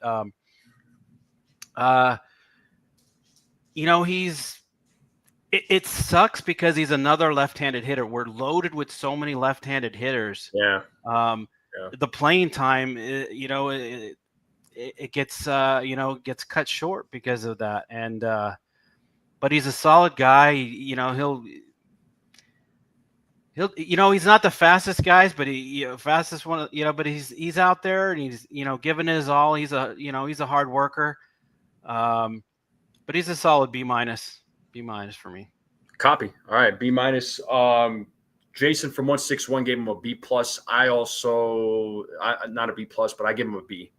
I give him a B because I don't think anybody expected the kind of performance in the beginning of the season. Yes, he has regressed. I know the plate appearances. as of late it hasn't been great, but I don't think this guy was going to be hitting like in the high 300s. Realistically, but his defense in center field has been great. So I have no complaints about that. So like Dominguez, he gets a B for me. So that's what we got for Trent Grisham, and let's get to the best, the captain, Aaron Judge. I mean, if he gets anything less than A, I'd be shocked. But 96 games, 355 batting average, 462 on base percentage, 733 slugging, 1195 OPS, the best hitter in the game today. I don't care what anybody says. A+ for me. I'm just going to go ahead and just say it. Custodio, what you got, man? Oh, it's A++. A++. There you go. TC. Yeah, he's not A+. He's A+ infinity. I mean, the guy just gets better every year. I mean, you think he has a career year, and the next year he's doing even better. I mean, he's flirting with 400 for the first 2 months of baseball. I mean, hitting 30 home, with the pace he's at with home runs and RBIs. I mean, where would this team be without Aaron Judge? Honestly, I mean, we'd be in last place. We would be. I mean, no joke. I mean, it's just the guy. He has his. The only knock on him is sometimes in crucial games he disappears. He doesn't. He doesn't come through. Of course, the postseason he's got that hanging over his head. But I mean, the regular season. What can you say? The Gold Glove right field. I mean, he just robbed a home run the other day. I mean, nobody's running on his arm. I mean, he's just. I mean, he does what he does. You just expect it from him. So yeah, he's A+ infinity for me. A+ infinity. There you go. Ace. He's not just A+. This man's a valedictorian. Like, this dude is the best player in the game. Yep. I don't see how anybody could debate it at this point. Like, everything, like, who knows where we'd be without him. Like TC was saying, hitting damn near 400. He's self-explanatory to the point where we take him for granted. For real. Like, a lot of times we have these Yankee talks and we're barely even talking about Aaron Judge because we just expect greatness from him. Yep. So that's ultimately what it comes down to at the end of the day. He's the best player in the game. Best player in the game, yeah. Dude's got an A. Yeah, he gets an A+. So, if he's got anything less than an A from you guys, I'd be a little disappointed. Again, I value people's opinions, but just throwing that out there. Ace, I know you got to head out, man. So, do appreciate you jumping on, bro. Hanging out for over 2.5 hours. We're going to end it here shortly. It's all good, Ace. It's all good. I appreciate the love that they give. So, you know how it goes. But Ace, my man. Thank you very much. So for hopping on, make sure you guys subscribe to the Ace Avenue. If you're not subscribed, I don't know what you're doing. Welcome. I'm not including Stanton myself personally. Appreciate if anybody else wants to, great being in the chat with you. Yeah. Ace, we'll see you later, bro. Have a great night, man. All right, Ace. Ace. Peace. All right. Did you guys include Stanton in your grades or no? I didn't because I just felt like there wasn't enough games. Yeah, not enough. But I mean, he's still. To me, he's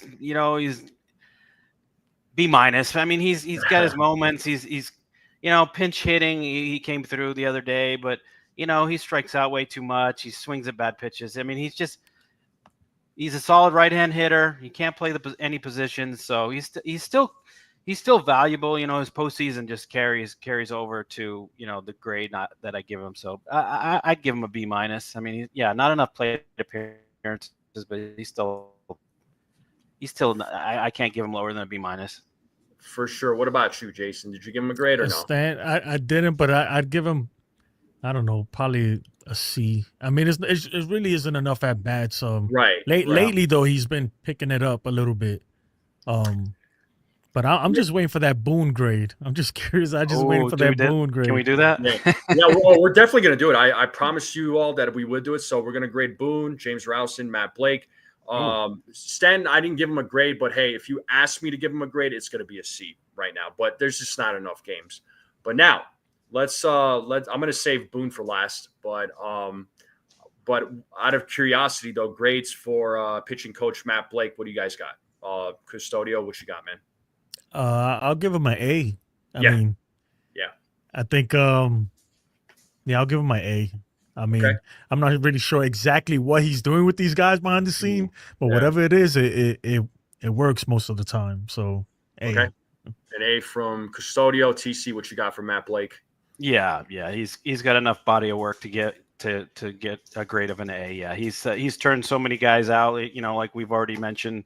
You know, like Clay Holmes of past years, Luke Weaver, you know, Yarbrough. I mean, these guys have, you know, kind of been brushed aside, and Yankees find diamonds in the rough. I know, you know, we give kudos to Cashman, but it's Matt Blake. Matt Blake is doing, you know, behind the scenes, you know, the work with these guys, and they just keep coming. And like Fernando Cruz, I mean, yeah, he was okay, but he looks phenomenal. I mean, he's, you know, there's things that he does that, you know, most Yankee fans probably don't have any clue of what's going on behind the scenes. But that's one thing that we don't lack is a pitching coach, and you know, these guys are, you know, pitching is starting pitching and maybe a little bit of the bullpen. It's not really our problem. Our offense is always the problem every season. So you know, A for Matt Blake. Yeah, I give Matt Blake an A too. I mean, whatever pitcher is given to him, yes, not all, I mean, granted, not all of them quite work out always, right? But most of them, a lot of them do. He just, it's like these guys come in with a high 5 ERA, then he turns them into a 2 ERA. Like he has something, and he's got a cool approach. He's got a lot of patience with these guys. So, you know, injuries, you can't blame injuries on the coaches, man. Again, injuries to pitchers is just all across baseball. So he gets a solid A for me. So Matt Blake gets an A. Curious to hear what you guys is, you know, your case for James Rowson, hitting coach. What do you guys think? TC, I'm curious to know what you think. I don't know. I don't know very much about the guy, and I mean, as far as the offense goes, I mean, the offense is a problem every season. I mean, they're you know, a lot of the crucial categories are like in the bottom, you know, runners in scoring position and 2-strike hitting and you know, hitting into too many double plays, and you know, the fundamentals are not there. They can't bunt. I mean, it's all launch angle and hard hit balls, and you know, they got to go back to fundamentals. And if that's what he needs to do, I mean, I know the other day they were out. I guess Michael K brought up they were out early doing bunt practice. Like, do you have to do that? Like, that should be taught early on, you know, in little league or, you know, in high school, and not be, you know, a professional hitter. Oh, we got to do bunt practice. I mean, that's just terrible. But I mean, also Aaron Judge goes to a different guy, right? He has the hit coach. He's got his own private hitting coach, but yeah. also, so what does that say about you know, our guy Rowson? So, but wasn't Rowson though? Wasn't he a recommendation from Judge though? If I'm not mistaken, I thought he was. He could have been, but I mean, why does Judge go to somebody else? I mean, it's I don't know. Hitting is always a problem every year with this team. That's the downfall. I'll say this real quick. I don't know what your grade is, but I'll say this real quick. I will take James Rowson over Dylan Lawson every day of the week. I will take that. I will take James Rowson over Dylan Lawson every day of the week, but that's just me. But what is your overall grade though for him? I'll say C-. C-. Okay. Yeah. Okay. Yeah. So Brad is saying Judge recommended Rowson. That's what I thought. Yeah. So that was Judge's recommendation right there. So C- for PC Steals for James Rowson. Custodio, what you got, man? I mean, I really don't know how to grade them. Like, I don't really know what they do. I got to like be behind the scenes, seeing exactly what they're talking about, what they're doing. Yeah. I don't know. I'd give him I guess I give him a I don't know. I want to give him a B just because Judge is so great, but I can't credit. I think when these guys at certain players, right, especially like a guy like Paul Goldschmidt or Aaron Judge or Cody Bellinger, no coach is gonna go in there and really change. So they might see something and say something to them, but those guys they know how to hit. So I'm gonna grade them based on the younger guys like Volpe and Peraza and them. And in that case, I give him a D because these guys, they're not doing too great. But, you know. Well, because like my thing, James Rowson, I'm definitely not going to give him an A. It's anywhere between like a C and a B for me, because look, I don't mean to go back to last season, but Juan Soto, when he was with the team, yes, he did have Aaron Judge with him, but he had some great numbers with the Yankees. He had the best numbers in his career, you know, in a season. So that's like, for example, that's where I give Rowson credit, because you're kind of seeing that with Cody Bellinger. Cody Bellinger's numbers have come around, right? But NFE, was that the coach, or was that Aaron Judge being in front of him or behind him? Well, I mean, this is what I'm saying, though. Yeah. I mean, I think there's a combination of both, but having Aaron Judge as your teammate, I mean, yeah, you could do wonders, because he's not doing that. I mean, he's not putting up the same numbers as he is with the Mets, if I'm not mistaken. But you know, he has good guys with him. But, I think it's hard to grade like a hitting coach like that. That's why I said, like, I can't, like, Paul Goldschmidt he's a pro's pro ahead. It's like, right. So I'm upgrade him based on what the younger guys, the guys like Austin Wells, Peraza, Volpe, Dominguez, what they do. And when I think of it that way, it's not good. So if we went strictly off the younger guys, if we're talking like the Volpes of the world, Austin Wells, JC Escarra, these guys. But I mean, Dominguez is hitting well, so I mean, we could add that. Maybe so. If we're strictly going off the younger guys, then I guess you could argue D for him, based on if we're just strictly talking about the younger guys. And you know what's crazy? The assistant hitting coach, that old man there, I forgot his name. I know. I noticed. Yeah. I see a lot of players. They take a liking to him. I'm just throwing that out there. I don't know what goes on behind the scenes, so I have no idea. But I see Jazz always hugging him. Soto used to always be around him. Yeah, no, Jazz likes him a lot. You know, we've seen the interaction with him and Jazz, so Jazz likes him a lot. But yeah, I mean, none of us really know what goes on behind the scenes. I wish I was a fly in the room to know. But let's get to our Aaron drum roll. Where's the drum roll? Oh, I can't wait to hear the guys on Aaron Boone. TC, what's your grade right now? Well, I don't think we'll ever win anything with Aaron Boone as our manager. Okay, I'm sorry. No one's accountable. He covers everybody. He like backs them. Whether for example, Volpe, he's elite when he's not. He just gaslights everybody, telling them, "Oh yeah, he's great. He's great. He's not. Stop." He's just not a good manager. I mean, I understand they go by, they have books in front of them and it's all launch angle and analytics and all that. I get it. I get the game. There's no more, Joe Torres and Tommy Lasordas and Sparky Anderson. That's gone. I get it. But Aaron Boone, I just don't. I can't take any more of him. I really can't. I'm tired of the blowing bubbles and like the no care attitude, and he has his times where he gets fired up and he gets thrown out, but that's I'm just over it. I really want to give him an F because I'm tired of him. I want him gone. Give him an F. That's fine. Yeah, I'm just gonna give him an F because I need him out. I'm done with him. F. He's an F.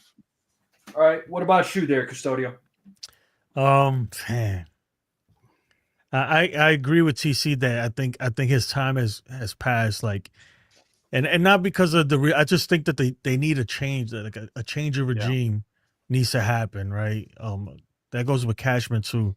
It's not, and that's not saying that I agree nor disagree, but I find myself more on the side of where I disagree with some of the things they do. I don't appreciate the gaslighting. And at the same time, I understand why they have to say, they're not just going to go and say, yeah, you're right, Volpe's trash. He's not going to say that as a manager. I'm going to give him, and people are gonna get mad at me. I'm gonna give him a C. You know, Okay. it's like You tell me to give him an F, you give him a C. no, I said go with your gut. No, I'm gonna Yeah, get, and this is why, man, because it's I hear hard ya. to look. Right, I'm gonna He give has him a C good because- record. His record is still, I mean, he's still good. They gets him to the playoffs. Yeah, get but it. I lean towards the side. But look, a C is not gonna win you a World Series, man. You understand what I'm saying? I need an A plus manager out there. Mhm. A C is just you just barely cutting it. You know, you could manage for the the Marlins or something. You know, and that's not Yeah, not a and he gets knock out against them. managed a lot. He gets out, that's the Yeah, thing. that's the thing. I think I don't know, but lately my thing is that lately I've been starting to I try to put myself in Boone's shoes, right? And I'm starting to understand sometimes why he does certain things, and some things I just can't. It just baffles my mind. I have no idea where the hell he came out with that stuff, but it's tough. I feel like he's in a tough spot, but I agree with TC that it's time to move on. This team needs a change, man. It needs a change, and hopefully it happens sooner than later. Yeah. So for me, Aaron Boone, like he does some things well, other things not so much. I don't always agree with his decisions, He blows but perfect bubbles. Now just playing. Yeah. Okay, Yeah. I'm Gets an joking. A for bubbles. and eats the sunflower seeds pretty well too. So he is a master at that. Like I will say, I agree with No, Susan. but- Just put no, them you in the know- chat. I agree with Susan. He's instructed what he's instructed to say. I think yeah. he's a yes man. Yeah, I mean, yeah, and look, the thing with Boone though, my whole thing is this, because if he was as bad of a manager as folks make him out to be, this should be a 4th or 5th place team every single year. I'm just saying, this should be a 4th or 5th place team every single year. He does well with the roster that he's given, right? I mean, he does the best with what he's given. Again, does he make the best decisions? No, he doesn't. That not always. Some decisions is a little mind-boggling for me. We could go back to the past a million times if we want, but it's not going to change anything. The results already went down. Again, I think he does. Some things he does really well. Other things, again, not so much. But he does get the team into the postseason every single year. Yes, it doesn't result in a World Series. I mean, I know people want to say Girardi won a World Series, but okay, fine. He won the one in 2009, but what did he do from 10 to 17? Didn't win another World Series. And by Yankee standards, that's not okay. And yes, I know Boone hasn't won a World Series yet, but I truly believe that he hasn't had the teams that Girardi had in 2009 or what Torre had in during those dynasty years. And I'm not bashing Torre by any means. I love Joe Torre, but when Joe Torre was a manager from 2001 to 2007, they didn't win a World Series. I mean, yes, they made it twice during those years, but they lost both of those World Series. And by Yankee fan standards, it's not acceptable because it's a World Series or bust, right? So, and if you don't, but that you can't really compare them, man, at all. Joe Torre have 5 rings, and Joe Girardi at least won one. My thing with Boone, right, and I agree with the chat on this, is like when you have a $300 million roster, whether this the best or not, a lot of that is Cashman's fault or the front office or the players, whatever you want to blame. But when you have a roster like that, man, the bare minimum is to make it to the postseason. That is supposed to be a given. But at the same time, I don't think he's a terrible manager either. He's not the worst manager. I just think he's not the manager that's going to take us to the promised land. I agree. Yeah, Yeah, look, let's say if after the season, if the Yankees were to move on from him, I'm not going to cry. My feelings are not going to be hurt. I like Boone, but if the Yankees said, "Hey, we're moving on," okay, fine, so be it. Who takes his place? That's the bigger question. Who does take his place? I can't think of anybody right now. I can't think of anybody that could take his place at this very moment. I mean, people are saying to fire him right now. Well, okay, guess what? Ausmus is going to take over. Yeah. Is he going to be any better than Boone? He's going to be the yes man. That's all they're going to have. Something. Yeah, same thing. And as far as Boone not bashing players or like the old school managers, it's just no manager in baseball is doing that right now. That's the other thing. This game has changed so much, man. I mean, for better or worse. And I hear the little dog barking in the back. Yeah, she's going. But what's wrong with her? yeah. So because even like Ken Rosenthal, like he brought that up, recently that it's plain and simple. Managers do not bash players on public TV. It's not a thing anymore. It's just not. The game has changed so much, and I know, and it's just whether we agree with it or not is one thing, but it's the truth though. Like no manager bashes Aaron Boone. So I mean, I don't give Boone an A. I would love to have Terry Francona. That was the guy that I wanted, man. But he's the manager of the Reds now. But that's one guy that I would have loved for the Yankees to hire. Bruce Bochy would have been like good. I said, I like Bruce Bochy. Mm-hmm. I would have preferred Francona personally. Yeah, that was like my number one pick. I like the old school guys. Yeah, I really do. I mean, I'm not giving Boone an A. I can't give him an F because he's doing something right. I mean, again, if he was as bad of a manager as people make him out to be, this team shouldn't be smelling the playoffs since he's been manager. Like they shouldn't if he was that bad. So I don't know. Like for like a grade right now, it's hard, man. Like I can't give him. I don't give him an A. I don't give him an F. It's like it's like between a B and a C for me. Yeah, he's the middle row. B and a C. Yeah, I think there's things that he does well, but I think there's other things that he needs to absolutely improve on. So, we'll see what happens this year. He's going to be the manager up until 2027. After 2027, unless they decide otherwise, we're stuck. The Yankees are stuck with him, and the Yankees players love him. So that's another thing I wanted to add.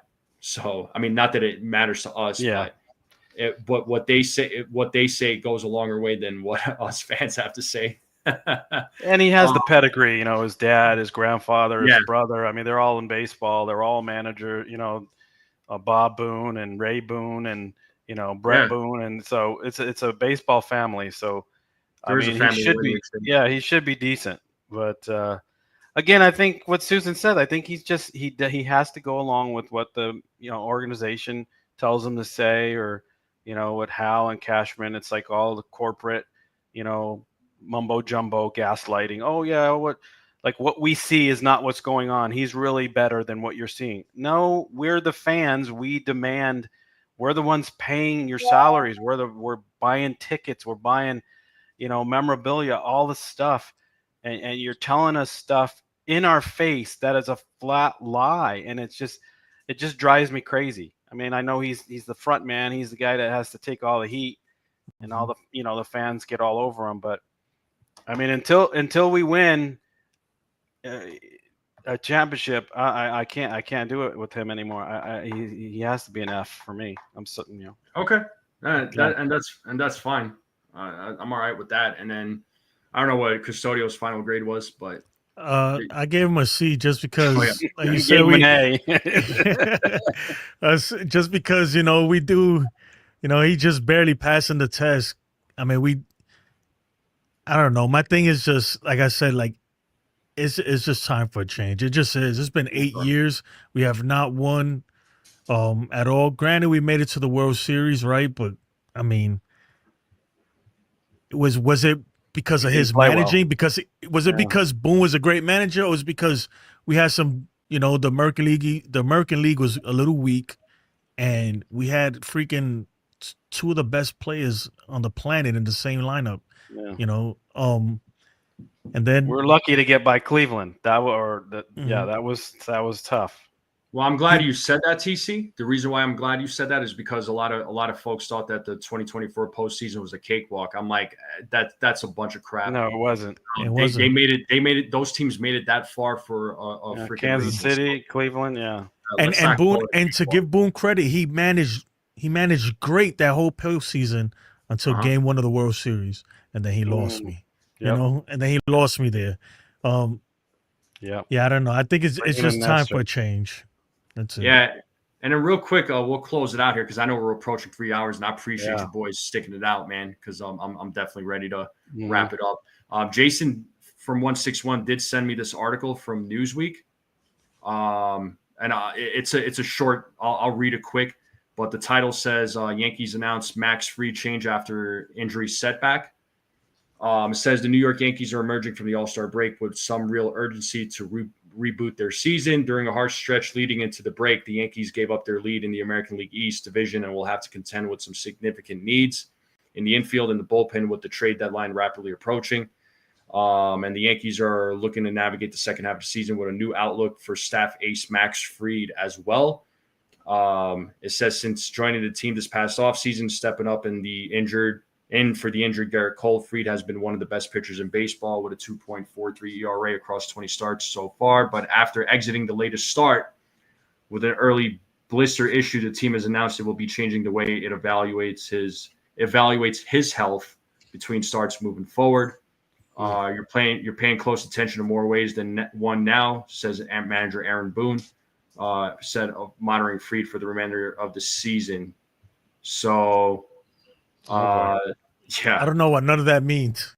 That's just a bunch of and I guess in plain like simpler English is they're gonna kind of pay a little bit more attention to Max Fried in between starts. yeah, like I mean, you should have been paying a lot of attention. He's the ace from the beginning. Yeah. But I mean, that's what we got. Well, you would think That's- by that's now what we that got. they would figure that blister situation. There was something, be something on that you could put on that, that would. I don't know. It's just crazy that he's having that issue over and over and over again.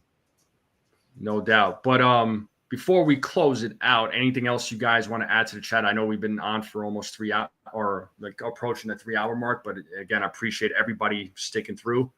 It does mean a lot to me, but what you guys got anything to say for the second half of the season? Anything in general? What you got, TC? What you got, man? Well, this trade deadline is very crucial this year. Very crucial to the rest of the season. If Cashman doesn't pull off any deals, which at this point I'm thinking he's going to just pick up DFA guys. I really don't see a big deal coming because they're going to have to get rid of, with the Yankee tax, they're going to have to get rid of their high top prospects if they want a great third baseman, which they keep saying they, Suarez or whatever. They're going to want they're going to want Spencer Jones, Lombard, and we can't get rid of the top guys. We shouldn't, not for rentals, but it's real crucial that he makes the right moves. We need at least two bullpen arms. We need another starter, third baseman for sure. If that doesn't happen, I really don't have high hopes for the rest of the season. The starting pitchers are all banged up. I know we have Luis Hill coming back, and Cam Schlittler was a great find. Hopefully he keeps it going. But other than that, you're only consistent as Aaron Judge. The rest of the guys, I mean, we've already bashed Volpe enough, but the other guys, they need to step up offensively, and something needs to change because they, especially against left-handed hitters, it's the stats are bad. They get shut down, and we saw it the last two games against the Cubs. They get totally shut down. Almost a perfect game. They got 28 batters out of 27. I mean, that's a joke.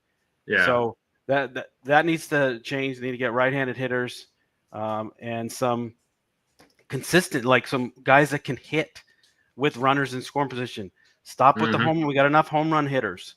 The offensive approach has to change, or it's possible we make the playoffs. At this point, I'm saying it's a possibility. I'm not saying it's for sure.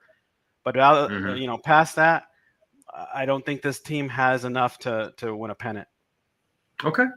No, I respect the take, man. So solid take from TC. Jason, anything else you want to add to the conversation, or anything else you want to add before we close it out?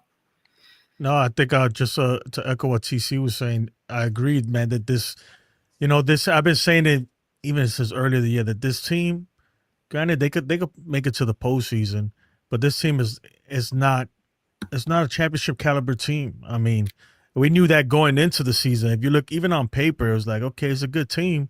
There's a lot of holes, though.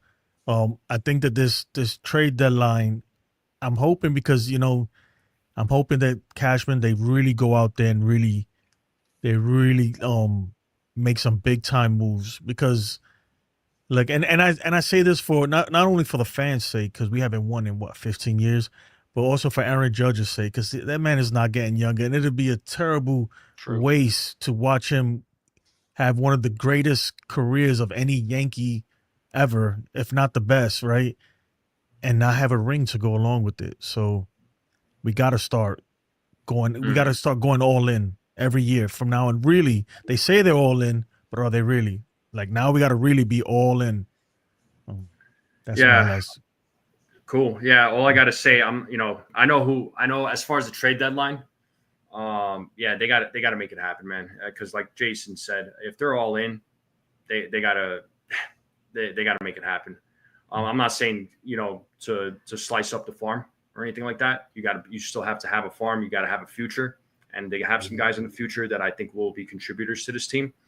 But they gotta make some moves happen. And trades are gonna hurt. It's gonna suck. But if you're in a win now mode, then you gotta act now. You gotta act now. But we'll see what the Yankees do at the deadline. I know what players I want, but what are they gonna do at the deadline? Your guess is just as good as mine. Cashman is obviously he holds everything to his chest, so we're never going to know. And they always go after names that we don't expect. So that's another thing. But we'll see what happens. But second half of the season, man, they got to come out swinging because I don't quite like how the first half ended. There was some promise there. I mean, at least with the bats started coming alive again, which was nice. But the pitching freaking needs help, and that is the big thing that I am worried about is the pitching. Going into the second half. But we'll see how it all plays out, man. I'm excited for baseball to start back up again. Hopefully the Yankees can have a strong second half. The schedule is not any easier for the rest of this month. August is a little bit easier from what I saw. September is probably their easiest, but I'm taking each game. You don't sleep on any of the games or any of the teams. So we'll see how things play out there, guys. But we'll see what happens. But you guys, gentlemen, I do appreciate you guys jumping on. I know we're over 3 hours. It is greatly appreciated. So, Custodio, love to have you on, man. I'd love to have you on more often, TC. Hopefully, we see you back doing shows again one day. Love to see you back, man. That would whenever you want me on. I'm free to if I'm free, just holler. I'll be on. Yeah. And make sure you guys subscribe to Jason Custodio's channel. He has it right there on his screen name there, YouTube, Jason Custodio 2024. Yep, right there. So, and then shout out to Ace from the Ace Avenue. Make sure you guys subscribe to the Ace Avenue. Make sure you subscribe to 161 River Ave. Make sure you guys subscribe to the Strike Zone if you're new and you're watching this channel. That's right. I would greatly appreciate it. Thank you all very much. Thank you to all the new subscribers. So you all are the best. The big goal right now is 2,000 subs for Strike Zone. So hopefully we can get there sooner rather than later. Yeah. But guys and gals in the chat, thank you all for hanging out for over 3 hours. I had a great time. I hope you all had a great time. I greatly appreciate it.